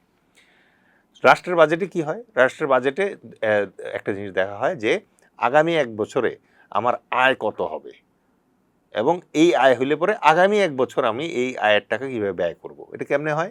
এটা এই বাজেটের আগেই অর্থ মন্ত্রণালয়, সব যে মন্ত্রণালয় আছে, বিভাগ আছে, ওইসব জায়গায় তাদের আগামী বছরের খরচের পরিকল্পনা চায়। তো সব মন্ত্রণালয় তাদের বেতন, তারপর হচ্ছে জিনিসপত্র, প্ল্যান ট্যান যা আছে, এগুলো বাজেটগুলো পাঠায় অর্থ মন্ত্রণালয়ের কাছে। অর্থ মন্ত্রণালয় এই যে পুরা যে মানে সবার যে চাহিদাটা আসলো, এই চাহিদাটাকে খাতওয়ারি সাজায়। সাজানোর পরে সে দেখে যে ওকে, আমার আগামী বছর এটা ১০০ টাকা লাগবে আগামী বছর চালাইতে, ঠিক আছে, ১০০ টাকা লাগবে। তখন সে দেখে, এবার এনবিআরকে ডেকে বলে যে আগামী বছরে তোমার আনুমানিক কত টাকা ইয়ে হবে, ওই মানে রাজস্ব পাবো আমরা, ট্যাক্স, ভ্যাট, এগুলোর মাধ্যমে পাবো। তো এর ভিতরে শুধু আপনি আমি ট্যাক্স দিয়ে এগুলাই না, বড় ট্যাক্স আছে, বিমান বাংলাদেশ যে লাভ করতেছে, লভ্যাংশ, এগুলো সব হচ্ছে সরকারের আয়। তো সরকারের এনবিআর বললো যে স্যার আমি তো ৬০ টাকার মতো আপনাকে দিতে পারবো সব মিলায়া। তো তখন অর্থ মন্ত্রণালয় চিন্তা করে যে ১০০ হচ্ছে আমার খরচ হবে, ৬০ আমি পাইছি, তাহলে বাকি ২০ টাকা আমি কই পাবো? তখন সেই ২০ টাকা লোন করে, ঠিক আছে। এই যে লোন করে, এই লোন দুইভাবে করে। একটা লোন যেটা করে সেটা হচ্ছে, আপনি দেখবেন প্রাইস বন্ড ছাড়ে, সঞ্চয়পত্র ছাড়ে, এগুলো দিয়ে আপনার আমার পকেটের টাকা নিয়ে যায়, নিয়ে গিয়ে সে এই ঘাটতিটা সামলায়। আর এবারের বাজেটও যেটা আছে, ৬০ টাকা এনবিআর দিছে, ২০ টাকা লোকাল আমাদের কাছ থেকে নিবে, বিভিন্ন ব্যাংক থেকে ঋণ নিবে, আর বাকি ২০ টাকা সে আইএমএফ, ওয়ার্ল্ড ব্যাংক, এদের কাছ থেকে, এশিয়ান ডেভেলপমেন্ট, এদের কাছ থেকে ঋণ নিবে। বাজেট বুঝছেন? আচ্ছা, এবার ১০০ টাকার বাজেট শেষ হওয়ার পরে দেখা গেল ৮০ টাকা খরচ হয়েছে, আরও ২০ টাকা বেঁচে গেছে, এটা বলে উদ্বৃত্ত বাজেট। তো উদ্বৃত্ত বাজেট যখন থাকে, তখন নর্মালি কী করে, ওই ২০ টাকা দিয়ে ওই যে বিদেশে ঋণ করছিল, ওই ঋণের টাকা আগে শোধ করে দেয়, অথবা অনেক সময় এই টাকাটা পরের বাজেটে শিফট করে দেয়। আর যখন ১০০ টাকা বাজেট ছিল কিন্তু খরচ হয়ে গেছে ১২০ টাকা, তখন এটা হচ্ছে ঘাটতি বাজেট। এই ঘাটতি কীভাবে ইয়ে করা হয়, মানে অ্যাডজাস্ট করা হয়, ওই যে আবার ঋণ করতে হয়, ঋণ করা ছাড়া কোনো উপায় নেই। তো বাংলাদেশের মতো রাষ্ট্রে মনে করেন যে দুর্নীতিবাজ এবং আমলা যারা আছে, তারা তো ভয়াবহ রকমের দুর্নীতিবাজ, বুঝলেন নাই? আপনি বালিশের দাম অনেক হয়ে যায় বাংলাদেশে। এই জন্য বাংলাদেশে কখনো ওই ইয়ে থাকে না, মানে সারপ্লাস হয় না, বাংলাদেশে সবসময় ঘাটতি থাকে। তো এই বাজেটের আপনি যদি মানে আমার আলোচনা থেকে বুঝে থাকেন, সেটা হচ্ছে ২০ টাকা নিবে সে বিদেশের কাছ থেকে ঋণ করবে, ২০ টাকা আপনার আমার কাছ থেকে ঋণ করবে, আর ৬০ টাকা সে এনবিআর এর কাছ থেকে নিবে। এনবিআর বলতেছে যে আমার জবাই করা ৩ বার জবাই দিলে পরে আমি ৬০ টাকা আপনাকে দিতে পারবো না। মানে তার সেই সক্ষমতা নাই, এই বাজেটের এই সক্ষমতা নেই। সমস্যা হয়ে গেছে কি, আপনি তো বাজেট বানায় ফেললেন, এই বাজেট যে আপনি ভুল বানাইছেন, এটার জন্য আজ পর্যন্ত কেউ কোনোদিন পানিশমেন্ট পায় নাই, ঠিক আছে। এই বাজেট আর রাজনৈতিক নির্বাচনের আগে ইশতেহার সেম জিনিস। নির্বাচনের আগে আমি বলছি আই হ্যাভ এ প্ল্যান, আসার পরে আমার কোনো প্ল্যান দেখাইতে পারতেছি না, আপনি আমার কিছু বলতে পারবেন? আজ পর্যন্ত পারে না তো। এক সরকার এসে বলছে ১৬ টাকা কেজি চাল খাওয়াবো, সে যখন চাল খাওয়াইতে পারে না ১৬ টাকা কেজি, তাকে কি কেউ কোনো পানিশমেন্ট দিতে পারছে? তো বাজেটের ক্ষেত্রে এই হচ্ছে একটা ব্যাপার, যে আপনি যে একটা ফালতু পরিকল্পনা করে বাজেট দিচ্ছেন, এটা যদি প্রমাণিত হয়, তারপরে আপনার কোনো শাস্তি হয় না। এই শাস্তি যদি দেওয়া হইতো, যেমন ধরেন এরকম যদি হইতো যে আপনি প্ল্যান করছেন, কিন্তু ১ বছর পরে অথবা ২ বছর পরে, অথবা এই যে এখন বাজেট আলোচনা চলতেছে ইয়েতে, বাজেট কিন্তু পেশ করলেই হয়ে যায় না। পেশ করার পরে সংসদ সদস্যরা এই বাজেট নিয়ে আলোচনা করার পরে এটা পাস হওয়ার জন্য ইয়ার কাছে যায়, রাষ্ট্রপতির কাছে যায়, রাষ্ট্রপতি সাইন করলে পরে এটা জুলাইয়ের 1 তারিখ থেকে মানে ইফেক্টিভ হয়। এখন এই যে আলোচনা হচ্ছে, আলোচনার ভিতরে যদি কোনো একটা বাজেটে গুরুতর পরিকল্পনাগত ত্রুটি পাওয়া যায়, এই জন্য তাকে যদি আপনি ফাঁসি দিতে পারতেন, ঠিক আছে, তাহলে দেখতেন এর পরের বার যে প্ল্যানটা করতেছে সে তখন মায়েরা বাপ, মানে তখন সে চিন্তা করতো যে ভাই আমি এখন এই জায়গায় চুরির প্ল্যান করতেছি, তো এটা যদি সংসদে ধরা পড়ে তাতে আমার চাকরি থাকবে না। আপনি বলছেন যে যে ত্রুটির কথা বলছেন, আপনার কি মনে হয় যে যে ত্রুটিগুলো ধরা পড়েছে বা আপনারা বলছেন সরকার এগুলো আমলে নিচ্ছে? না, বাজেট ফাইনালাইজ হওয়ার আগে এখন যদি গুরুতর কোনো ত্রুটি চোখে পড়ে এটা তো সে কারেকশন এখনই করে ফেলবে, ঠিক আছে, বাট মানে সরকারের এখানে সদিচ্ছা থাকতে হবে। সদিচ্ছা না থাকলে পরেও মানে কিছু যায় আসে না, কারণ সরকার, এই যে সরকারটা আছে এই মুহূর্তে বিএনপি সরকার, এই সরকার তো মনে করেন যে মানে প্রচণ্ড রকম মেজরিটি নিয়ে বসে আছে। ও যদি কিছু নাও করে আপনি তো তার এগেনস্টে আসলে কমপ্লেন করে কার কাছে যাবেন, আপনি কমপ্লেন করবেন? আপনার সংসদে যে কোনো একটা কমপ্লেন নিয়ে গেলে 300টা ভোটের ভিতরে তো হার জিত হবে, সে তো প্রত্যেকবার জিতবে, আপনি তো কখনো তারা ভোটে হারাইতে পারবেন না, ঠিক আছে। সুতরাং এই জিনিস আপনি বুঝতেছেন না কেন তারা ওই যে সংবিধান সংস্কারের শপথ নেয় নাই, কারণ সংবিধানের সংস্কারের সাপোর্টটা যদি সে নিত তাহলে তাকে এনসিপি জামায়াতের সাথে এরকম টেবিলে বসতে হইতো, কেস বাই কেস আলোচনা করতে হইতো। সেই শপথ না নিয়ে করছে কি, এখন এই আলোচনা সে নিয়ে যাবে কোথায়? সংসদে, আর সংসদে তার মেজরিটি আছে, সুতরাং সে তার যেইটা ইচ্ছা সেটা করবে সেখানে। এবং একই দলের এমপি আসলে দলের বিপক্ষে ভোট দিতেও পারবে না। না, ওটা তো ফ্লোর ক্রসিং তো সম্ভব না।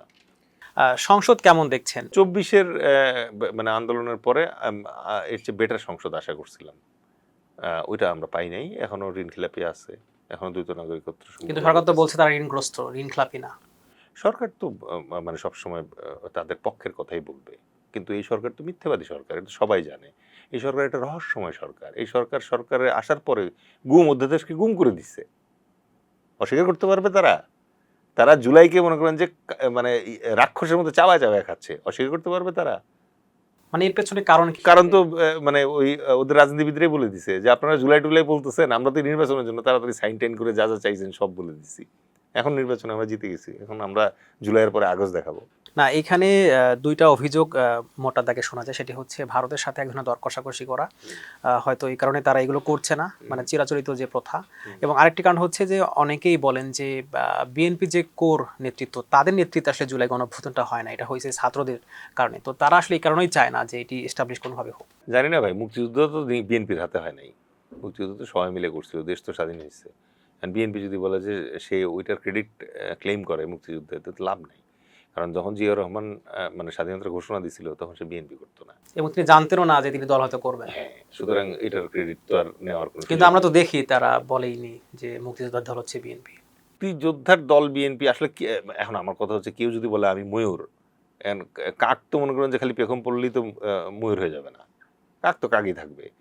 আপনি লজিক্যালি আমার বুঝায় বলেন, এনসিপি যদি বলে যে জুলাই তারা করছে, তাহলে এটা কোনো ক্রেডিবিলিটি আছে? জুলাই তো এনসিপি ছিলই না, এনসিপি তো অনেক পরে তৈরি হয়েছে। একই যুক্তিতে আপনি মনে করেন যে মুক্তিযুদ্ধের কোনো ক্রেডিট তো আমি মানে দলীয় ক্রেডিট নেওয়ার কোনো সুযোগ নাই। হ্যাঁ, মুক্তিযোদ্ধা আছে তাদের ইয়াতে, পার্টিতে, তো তারা তো মুক্তিযোদ্ধার দলও বলতে পারতেছে না, এই কারণে, কারণ স্পিকার নিজেই বলছে যে এই বিরোধী দলে তো অমুকরে আমি চিনি, সে তো আমার সাথে রণাঙ্গনে যুদ্ধ করছে। তো এগুলো আসলে বিএনপি আসলে অমেধাবী একটা দল, তো ভালো ভালো মেধা যারা ছিল 17 বছরে আওয়ামী লীগে চলে গেছিল, ঠিক আছে। সো বাকি ধরেন যারা আছে তারা অতটা মেধাবী না। আপনি বিভিন্ন ক্রাইসিসে দেখবেন যে বিএনপি কিন্তু খুব স্ট্রং সিদ্ধান্ত নিতে পারে না, এটা আমি পলিটিক্যালি বলতেছি, কারণ আমার দলের মেধার যে স্ট্রাকচার আমি দেখি সেই তুলনায় ওদেরটা আসলেও মানে নট অ্যাট পার, নিচে পড়ে যায়, ঠিক আছে। আপনি আজকে দেখেন তারেক রহমান লন্ডন থেকে আসছে, ওয়েস্টমিনিস্টারের মানে ডেমোক্রেসি থেকে আসছে, 17 বছর ধরে অনেক কিছু করতে চাচ্ছে, কিন্তু ওনার সাথে যারা আছে তারা তো আইলাহাগা পার্টি, এমন কেমনে হবে? উনি বলছে যে ঢাকা থেকে সব ওই যে কি সায়দাবাদ বাস টার্মিনাল, তারপরে গাবতলী বাস টার্মিনাল সরাই দিবে, আর মনে করেন যে সবাই খুশিতে বাকবাকুম। আর গাদার বাচ্চা, আমাকে আগে প্ল্যান বল না, ইউ হ্যাভ এ প্ল্যান, কি প্ল্যান? কয় তারিখের ভিতরে বাস বন্ধ হবে এখান থেকে, কোথায় যাচ্ছে ওইটার মানে কবে তৈরি হবে, it do not have a plan, rhetoric. Politician যারা আছে বেশিরভাগ ক্ষেত্রে আপনি একটা জিনিস অলওয়েজ মনে রাখবেন, পলিটিশিয়ান অলওয়েজ নেক্সট ইলেকশন নিয়ে কথা বলে, পলিটিশিয়ান কখনো আপনার বাচ্চা নিয়ে কথা বলবে না, নেক্সট জেনারেশন নিয়ে কথা বলবে না। এটা আমরা একমাত্র জনতার দলে আমরা করি। কারণ কি? কারণ হচ্ছে যে আমি তো আমার ভাই তোমার ভাই বলে পলিটিশিয়ান হই নাই। আমি চাকরি বাকরি করছি, আমি একটা নির্দিষ্ট লেভেল পর্যন্ত পৌঁছাইছি, পৌঁছানোর পরে আমি কিছু সাকসেস, আমার পার্সোনাল সাকসেস আমার লাইফে আছে। ঠিক আছে? আজকে যদি আমাকে বলেন যে পলিটিক্স বাদ দেন, আমি চাকরি করে ব্যবসা করে খাইতে পারবো।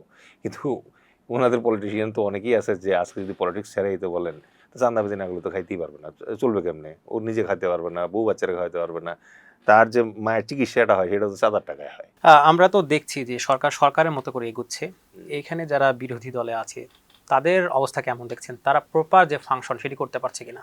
আমি মনে করেন যে এর আগে জাতীয় পার্টির গৃহপালিত বিরোধী দল বলতাম। তো এটা হাইব্রিড গৃহপালিত, মানে আগেরটা ছিল হচ্ছে দেশি মুরগির গৃহপালিত, আর এটা হচ্ছে হাইব্রিড ফার্মের টাইপের একটা গৃহপালিত বিরোধী দল। ঠিক আছে?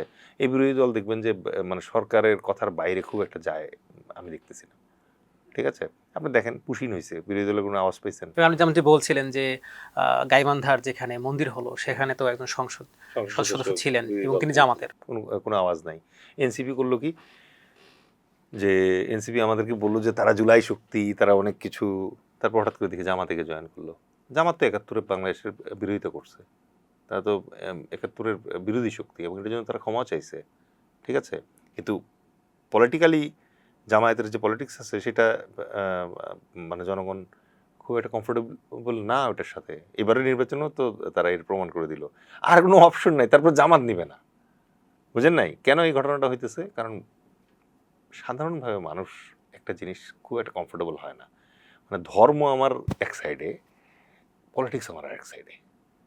ধর্ম আর পলিটিক্স মিক্স হয়ে গেলে পরে না মানুষ একটু কনফিউজ হয়ে যায়। এবং মানুষ যখন দেখে যে মানুষ ধর্মের কথা বলছে এবং মানছে না, অর্থাৎ সে সৎ না, তখন কিন্তু আরো সেই সন্দেহের জায়গাটা থাকে এবং অবিশ্বাসটা তৈরি হয়। না, ওইটাই আমার কথা হচ্ছে যে ভাই, মানে আল কোরআন যেটা আছে এটা তো পারফেক্ট জীবন বিধান। এখন আল কোরআন আমার ধর্ম, ঠিক আছে, এইটা দেখায় আপনি আবার পলিটিক্সে মানে আমাকে কেন অ্যালুর করবেন? এইটা লজিক্যালি যায় না। ঠিক আছে? সো তারপরে জামায়াত 2025-26 জামায়াত তো অনেক শিফট করছে।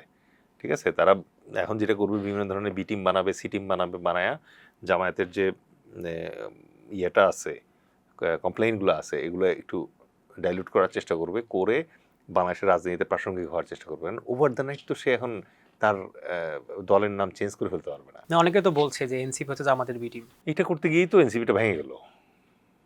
এটা করতে গিয়েই তো, মানে এনসিপি যদি এককভাবে নির্বাচন করতো তাহলে আমার মনে হয় এর চেয়ে বেটার রেজাল্ট হইতো কিনা আমি জানি না, বাট হইলেও হইতে পারতো। তাদের সেই জনপ্রিয়তা ছিল। এখন ৬ সিটের বিনিময়ে যদি বিপ্লব বিক্রি করে দেয় কেউ, সেটা তো তাদের সমস্যা। কিন্তু আমরা যেটা দেখলাম যে তারা যখন জামায়াতের সাথে কোয়ালিশনে গেল, তখন তো তাদের নিজস্ব কিছু প্রতিভাবান নেতা নেত্রী আছে, তারা কিন্তু ছেড়ে চলে গেছে। ঠিক আছে? কারণ আপনি যেটা করতে পারেন যে ইডিওলজি পাশাপাশি হইলে কাছাকাছি থাকতে পারবেন, বাট উত্তর মেরু দক্ষিণ মেরু দুইটা যখন একসাথে হয়ে যায়, তখন মানুষের ভিতরে বিভিন্ন ধরনের সন্দেহ গুঞ্জাইশ তৈরি হয়। ঠিক আছে? সো এটা থেকে তারা আদৌ বেরোতে পারবে কিনা এটা নিয়ে আমার সন্দেহ আছে। নির্বাচনের সেই সময় গণভোট একই দিনে হয়েছে এবং জুলাইয়ের যে প্রত্যাশা ছিল সংস্কার হবে, জুলাই সনদ যেটি সেটি বাস্তবায়ন হবে। তো সরকার তো বলছে তাদের মতো করে তারা জুলাই সনদ বাস্তবায়ন করবে, বিরোধী দল তারা আবার আন্দোলন করছে। সরকারের পছন্দ মতো জুলাই সনদ বাস্তবায়ন করবে, এটা কি কথা ছিল? জুলাই সনদ কিভাবে বাস্তবায়ন করতে হবে সেটার জন্য গণভোট হয়েছে তো অলরেডি। এর বাইরে সরকারের বলার কি আছে? এরপরে সরকার যেটা বলতেছে এটা জবরদস্তি। মানুষ জবরদস্তি পছন্দ করে না। আমি তো একবার বলছি যে আমি কি চাই। এখন কিছুক্ষণ পর পর মনে করেন যে আপনি আমাকে, আমি বলছি যে ভাই আমি আপনার এই রেস্টুরেন্টে খাইতে আসছি, আমাকে একটা ব্ল্যাক কফি দেন। ঠিক আছে? এখন কিছুক্ষণ পর পর এসে আপনি বলতেছেন চা খাবেন, কিছুক্ষণ পর পর এসে আপনি বলতেছেন আপনি কি নাস্তা খাবেন। তো এটা তো বিরক্তিকর।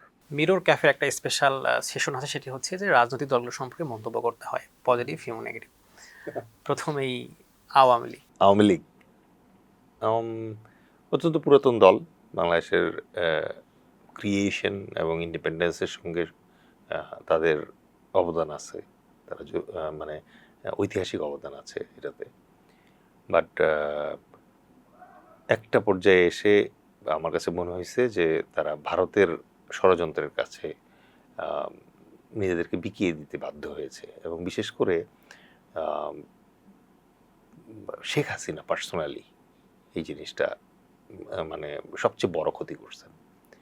মতাদর্শিকভাবে আওয়ামী লীগের ভেতরে আমার কখনো ঢোকার সুযোগ হয় নাই, বাট আমার না কেন জানি মনে হয় যে ধরেন একটা দেশ গত 54 বছর ধরে সেই দেশের একটা প্রধান রাজনৈতিক দল যেটা ধরেন এই রাষ্ট্রের আহ, আহ, মানে জন্ম, স্বাধীনতা এটার সাথে জড়িত এবং বেশ গুরুত্বপূর্ণ এবং বেশ কয়েকবার ক্ষমতায় ছিল, সেই রাজনৈতিক দলের যে রাজনৈতিক ভিশন, রাজনৈতিক মতাদর্শ আছে, সেইটা আরেকবার রি-এক্সামিন করা দরকার। ওখানে কোনো ভুল আছে কিনা, যেই ভুলের কারণে তাদের দলে এরকম একটা স্বৈরাচার জন্ম নিতে পারে, ফ্যাসিস্ট জন্ম নিতে পারে। তো ওইটা যদি রেকটিফাই করা যায় তাহলে আওয়ামী লীগের যে বিশাল নেতাকর্মী সমর্থকরা আছে তাদেরও মানে সেলফ রিয়েলাইজেশনের ভেতর দিয়ে যাওয়া উচিত যে আসলে কি ভুল হইলো, কেন আমরা জনগণের এতটা ঘৃণার পাত্র হয়ে গেলাম। সো এই ভুলগুলো শুধরাইতে পারলে maybe they will be again relevant, তারা আবার আমাদের রাজনীতিতে প্রাসঙ্গিক হবে। বিএনপি বিএনপি বাংলাদেশের জাতীয়তাবাদের মানে প্রবক্তা, ঠিক আছে, এবং বাংলাদেশের ওই যে যেটা বললো আওয়ামী লীগ যখন বিপদে চলে গেল তখন কিন্তু বিএনপি আসলো এবং বিএনপি এসে ওই শূন্যস্থানটা পূরণ করলো এবং বিএনপি সেই দল যারা বেসিক্যালি বহুদলীয় গণতন্ত্র আবার ফেরত আনলো, জিয়াউর রহমান। এবং বিএনপি সত্যিকার অর্থে আওয়ামী লীগ যেটা পারে নাই সেটা পারছিল, তখন পুরো দেশের মানুষকে উজ্জীবিত করতে পারছিল। এবং ইভেন জিয়াউর রহমান যখন মারা যান তখন তার জানাজার কথা যদি আমরা স্মরণ করি সেখানেও আমরা দেখব যে তিনি বিপুল পরিমাণ মানুষের নিরঙ্কুশ ভালোবাসা নিয়ে মারা গেছেন। এবং খালেদা জিয়াও তো দেখলাম আমরা। খালেদা জিয়া পরম শ্রদ্ধেয় ভাবেই মারা গেছেন, কোনো সন্দেহ নাই, আপসহীন একজন নেত্রী ছিলেন। বাট দেন জিয়াউর রহমান যে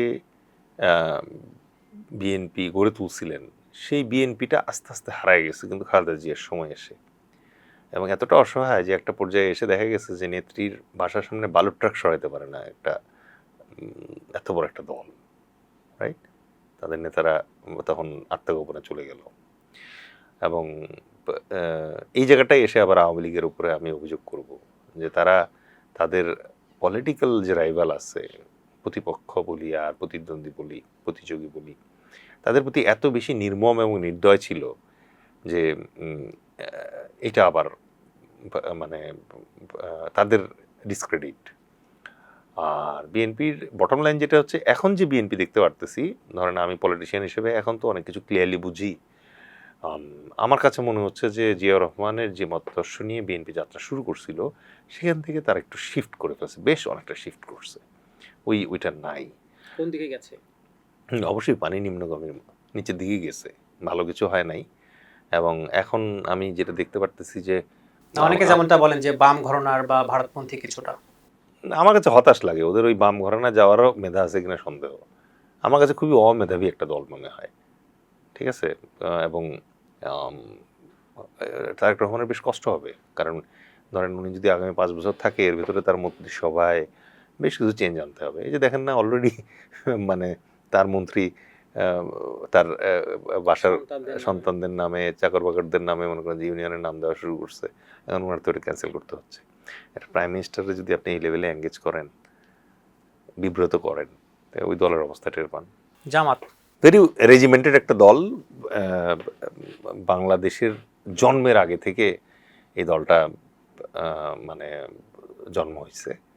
সো বাট গত 54 বছরে জামাত সেই ঘুরে ফিরে 30 সিটের উপরে তো যাইতে পারতেছে না। সো তার মানে হচ্ছে তাদেরও বুঝতে হবে যে তাদের পলিটিক্সে কোথাও একটা সমস্যা আছে। এর ভেতরে একবার আওয়ামী লীগ তাদেরকে করলো, যে নিষিদ্ধ করে দিছিল, এবং জামায়াত হয়ে দাঁড়াইছে বাংলাদেশের জন্য একটা সফট বেলি, মানে ইন্টারন্যাশনালি তারা এমনভাবে ব্র্যান্ডেড হয়ে গেছে যে ইন্টারন্যাশনাল কমিউনিটিও চায় না যে তারা বাংলাদেশের ক্ষমতায় আসুক, ভয় পায়। সো এইটা নিয়ে তাদের কাজ করা উচিত। আমার কাছে সবসময় মনে হয় যে শিবিরের যে অংশটা দেখি আমি খুব মেধাবী লাগে, বাট এগেন জামায়াতের অংশটা দেখলে আমার কাছে কেমন জানি মনে হয় যে না, মানে মনে হচ্ছে যে একটা গাড়ি রেসিং কারের মতো আগায় আসতে গিয়ে হঠাৎ করে ট্রাক হয়ে গেছে, আর খুঁজে পাওয়া যায় না। ঠিক আছে, তো আমার কাছে মনে হয় যে ওরা ওই ফ্লোটা কি, ওটা ওদের দলীয় ব্যাপার, বাট আমার কাছে মনে হচ্ছে যে ওরা সিভিল লেভেলে যে ফ্লোটা থাকে এই ফ্লোটাকে যদি ওরা সেন্ট্রালে আনতে পারতো, হাইলাইট করতে পারতো, তাইলে আমার মনে হয় যে অনেকটাই হয়তো এই যে লিমিটেশনটা আছে ওদের, এটা হয়তো ওরা ওভারকাম করতে পারতো। NCP NCP is Prince party, আমার কাছে কিংস পার্টি মনে হয় না, কারণ ছোট তো, মানে বুড়ো হইলে কিংস বলতাম, এনসিপি তো ছোট ইয়াংদের, এই জন্য প্রিন্স পার্টি। প্রিন্স পার্টি কেন বলবো, ক্রিয়েশনটাই আমার কাছে কেমন যেন লেভেল হয়েছে। আপনি আমার কাছে যখন মনে হয়েছে যে না, এই যে বৈষম্য বিরোধী ছাত্র আন্দোলন যেটা ছিল, তারা যদি একটা প্রেশার গ্রুপ হিসেবে থাকতো তাহলে হয়তো অনেক বেশি রেসপেক্টেড থাকতো। দিন শেষে আসলে ইয়াং বয়সে আপনারা টের পাবেন না যে রেসপেক্ট কি জিনিস, যখন বয়স হয় তখন আপনি টের পাবেন রেসপেক্ট। আপনার দল জনতার দল মানে কোন পারসেপশনে আসলে তৈরি হয়েছে এবং কি নিয়ে কাজ করছে? আলহামদুলিল্লাহ, আমরা আসলে এনসিপি যে জায়গাটা কভার করতে পারতেছিল না ওই জায়গাটাই আমরা কভার করার চেষ্টা করছি। আমরা যেটা করছি, আমাদের দুইটা দলের কিন্তু ক্রিয়েশন খুব কাছাকাছি। আমরা যেটা দেখলাম যে এনসিপি তো শুধু ইয়াংদের নিয়ে কাজ করতেছে, বাট আপনি একটা বিশ্বকাপ ফুটবল যদি খেলতে চান, ওই টিমে সব 18 বছর নিয়ে গেলে কি আপনি ট্রফি জিতবেন? না, অভিজ্ঞতা তো দরকার আছে। আপনার মেসিও লাগবে, ইয়াঙ্গার প্লেয়ারও লাগবে, মাঝ বয়সী প্লেয়ারও লাগবে। তো আমরা ওই জায়গাটা থেকে আমরা যেটা চিন্তা করছি, না আমরা একটা সব পেশাজীবীদেরকে নিয়ে যারা পলিটিক্স নিয়ে ভাবতে চায় তাদেরকে নিয়ে একটা দল করব। কারণ আমরা যেটা বিলিভ করি সেটা হচ্ছে, ভালো মানুষ যদি পলিটিক্সে না আসে তাহলে চোরটা চাঁদাবাজ এরাই আসবে পলিটিক্সে। আর এরা যখন পলিটিক্সে আসবে তখন ঘুরে ফিরে আপনি একই জিনিস দেখবেন। ঠিক আছে, এই যে এবারে সংসদের দিকে তাকান, আপনি ঘুরে ফিরে আপনি একই জিনিস দেখতেছেন, নতুন কিন্তু কিছুই পাচ্ছেন না। একদিকে হাদি মারা যাবে, আরেকদিকে মনে করেন যে হাসনাতকে দেখবেন যে বাংলাদেশের হাসনাতকে ওরা দেবিদ্বারের হাসনাত বানায় ফেলবে। ওকে দেখবেন আরও বাজেট দিবে, এখন বাজেট দিয়ে বলবো তুমি সারাদিন বাজেট দিয়ে খালি দেবিদ্বারে কাজ করো, দেবিদ্বারে তুমি নিউ ইয়র্ক ওয়াশিংটন বানায় ফেলো, কিন্তু ন্যাশনাল পলিটিক্সে কিন্তু খেয়ে হারায় ফেলবে। আজকে অক্সফোর্ড যাবে, কালকে অমুক জায়গায় যাবে, মানে এদিকে মনে করেন যে এই সীমান্তে পুষি নিয়ে কথা বলার সময় আর তার থাকবে না। ঠিক আছে, সো আমরা ওই স্পিরিটটা থেকে যেটা হয়েছে যে আমরা চিন্তা করছি, না আমরা দেখি যারা বাংলাদেশের পরিবর্তনটা চায়, পলিটিক্সটা বুঝে করতে চায়, ওই রকম কিছু লোক আমরা চাইছি যে বাংলাদেশের পলিটিক্সে আসুক। এবং আমাদের উদ্দেশ্যটা খুব সিম্পল ছিল, আমাদের এটা আমরা বলি মিশন বাংলাদেশ। মিশন বাংলাদেশের মেইন জিনিস হচ্ছে সৎ, শিক্ষিত, তারপরে হচ্ছে সাহসী এবং দেশপ্রেমিক। ঠিক আছে, এই 4টা কোয়ালিফিকেশন যদি কারোর ভিতরে থাকে তাহলে তাকে আমরা আমাদের দলের নেতৃস্থানীয় অবস্থায় দেখতে চাই। কারণ আমরা চাচ্ছি যে আমাদের যে পার্লামেন্টটা হবে, ওই পার্লামেন্টটা আস্তে আস্তে এই কোয়ালিফিকেশনের নেতারা যাক। ঠিক আছে, তো ওইটা নিয়ে আমরা যাত্রা শুরু করছিলাম। আমরা ধরেন অনেকে বলে যে মিলিটারি মানে টাইপের পার্টি, ব্যারাকের পার্টি তো আর বলতে পারে না, কারণ আমরা তো সবাই রিটায়ার্ড। যখন আমি রিটায়ার করি তখন তো আমি আপনার মতো মনে করেন যে সিভিলিয়ানই, আমার তো আর অস্ত্র নাই, আমার তো আর মানে ইউনিফর্ম নাই। সো বাট যেহেতু মাস্টার মাইন্ডটা পেছনের যে ইয়েটা আছে, ব্লু প্রিন্টটা আছে, সেটা যেহেতু মিলিটারি থিঙ্কিং থেকে আসে, সো এটার জন্য অনেকে আমাদেরকে ওইটা বলার চেষ্টা করছিল যে না, এরা তো আসলে ওই সম্ভবত ওই টাইপের একটা পার্টি, নির্বাচনের আগে আসছে, নির্বাচনের পরে চলে যাবে। কিন্তু না, আমরা আমাদের নিবন্ধন শেষ করছি। গতবার আমাদের খুব সংক্ষিপ্ত সময়ে পাইছি আমরা, তফসিল যেদিন ঘোষণা হয়েছে সেদিন আমরা নিবন্ধন পাইছি, আর নির্বাচন তো 12 তারিখে হলো, ফেব্রুয়ারি 12 তারিখ। এর মধ্যবর্তী সময়ে আমরা 17-18 দিনে একটা উইন্ডো পাইছি। সেই 17-18 দিনে আমরা 21 জন ক্যান্ডিডেট পাইছিলাম। এই 21 জন ক্যান্ডিডেট এবার ইলেকশন করছে এবং সবাই সাফল্যের সাথে মানে পরাজিত হয়েছে। যদিও আমরা জানি যে অনেক জায়গায় আমাদের 2-1 ক্যান্ডিডেট আছে যারা আসলে পরাজিত হয় নাই, তাদেরকে পরাস্ত করা হয়েছে। ঠিক আছে, এবার ইলেকশনে যে অভিযোগটা আছে, তো সেই প্রেক্ষিতে আমরা আমাদের যাত্রা শুরু করেছি। 1 বছর মাত্র আমাদের বয়স হয়েছে, 1 ইয়ার প্লাস, বাট এর ভিতরে আমরা কিছু জায়গায় আমাদের সিগনেচার রাখতে পারছি। একটা হচ্ছে যে আমরা যেটা দাবি করতেছি যে বাংলাদেশ যেহেতু ভারতের কারণে অস্তিত্বের সংকটে আছে, সো এই ভারতীয় আধিপত্যবাদের বিরুদ্ধে বাংলাদেশকে যদি টিকে থাকতে হয় তাহলে বাংলাদেশের যত ইয়াং ছেলে আছে সবাইকে বাধ্যতামূলক সামরিক প্রশিক্ষণ দিয়ে এখন থেকে রেডি করে রাখতে হবে। এটা আমাদের একটা চাহিদা। আর অন্যান্য যে ইস্যুগুলো আছে, এই ইস্যুগুলোতে আমরা সবসময় বলার চেষ্টা করি যে যেই সকল ইস্যু অলরেডি ঐতিহাসিকভাবে মীমাংসিত, মানে ঘোষণা কে দিছিল এটা নিয়ে আর টাইম নষ্ট করেন না, সামনের দিকে তাকান। ঠিক আছে, সো আমরা ওই জায়গাটাতে খুব থাকার চেষ্টা করি। আমরা খুব বেসিক জিনিস নিয়ে কাজ করার চেষ্টা করতেছি, যেমন ধরেন বাংলাদেশে খাদ্যে প্রচুর ভেজাল, একটা খাবার নাই যে খাবারে ভেজাল নাই, একটা খাবার নাই। আমরা মনে করি যে এটা সরকারের দায়িত্ব, রাষ্ট্রের দায়িত্ব। আমরা যেটা ফিল করি আমাদের দলের পক্ষ থেকে সেটা হচ্ছে যে চিকিৎসা পাওয়া আপনার মৌলিক অধিকার। সুতরাং আপনি ডাক্তারের কাছে যাবেন এবং ফার্স্ট যে ডাক্তারটা দেখাবেন ওইটুক পর্যন্ত সরকারের উচিত ফ্রি করে দেওয়া। এরপরে যদি স্পেশাল ট্রিটমেন্ট লাগে সেটার জন্য আপনার খরচ লাগতে পারে। ঔষধ, বেসিক যে ওষুধগুলো আছে এগুলো আপনার ফ্রি করে দেওয়া উচিত, এটা আমরা ফিল করি। শিক্ষার ব্যাপারে আমাদের আন্ডারস্ট্যান্ডিং হচ্ছে ক্লাস 5 পর্যন্ত বাচ্চা কাচ্চা যারা আছে এদেরকে আপনি স্কুল ব্যাগ দিয়ে মানে বকডাউন করে দিবেন না। স্কুলেই বই খাতা থাকবে, বাচ্চা স্কুলে যাবে, স্কুলে পড়াশোনা করে স্কুল থেকে চলে আসবে। আর বাচ্চাকে মনে করেন যে রেডি করতে হবে ওইভাবে যেন এসএসসি পাস করা মাত্র একটা ছেলে কম্পালসারি ইনকামের ভেতরে থাকে।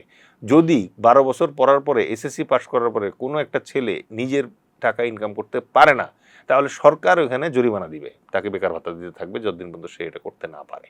ঠিক আছে, তো এইভাবেই আমরা আগানোর চেষ্টা করতেছি। আপনাকে মিরর ক্যাফেতে সময় দেওয়ার জন্য অসংখ্য ধন্যবাদ। আপনাকে অসংখ্য ধন্যবাদ আমাকে আমন্ত্রণ জানানোর জন্য।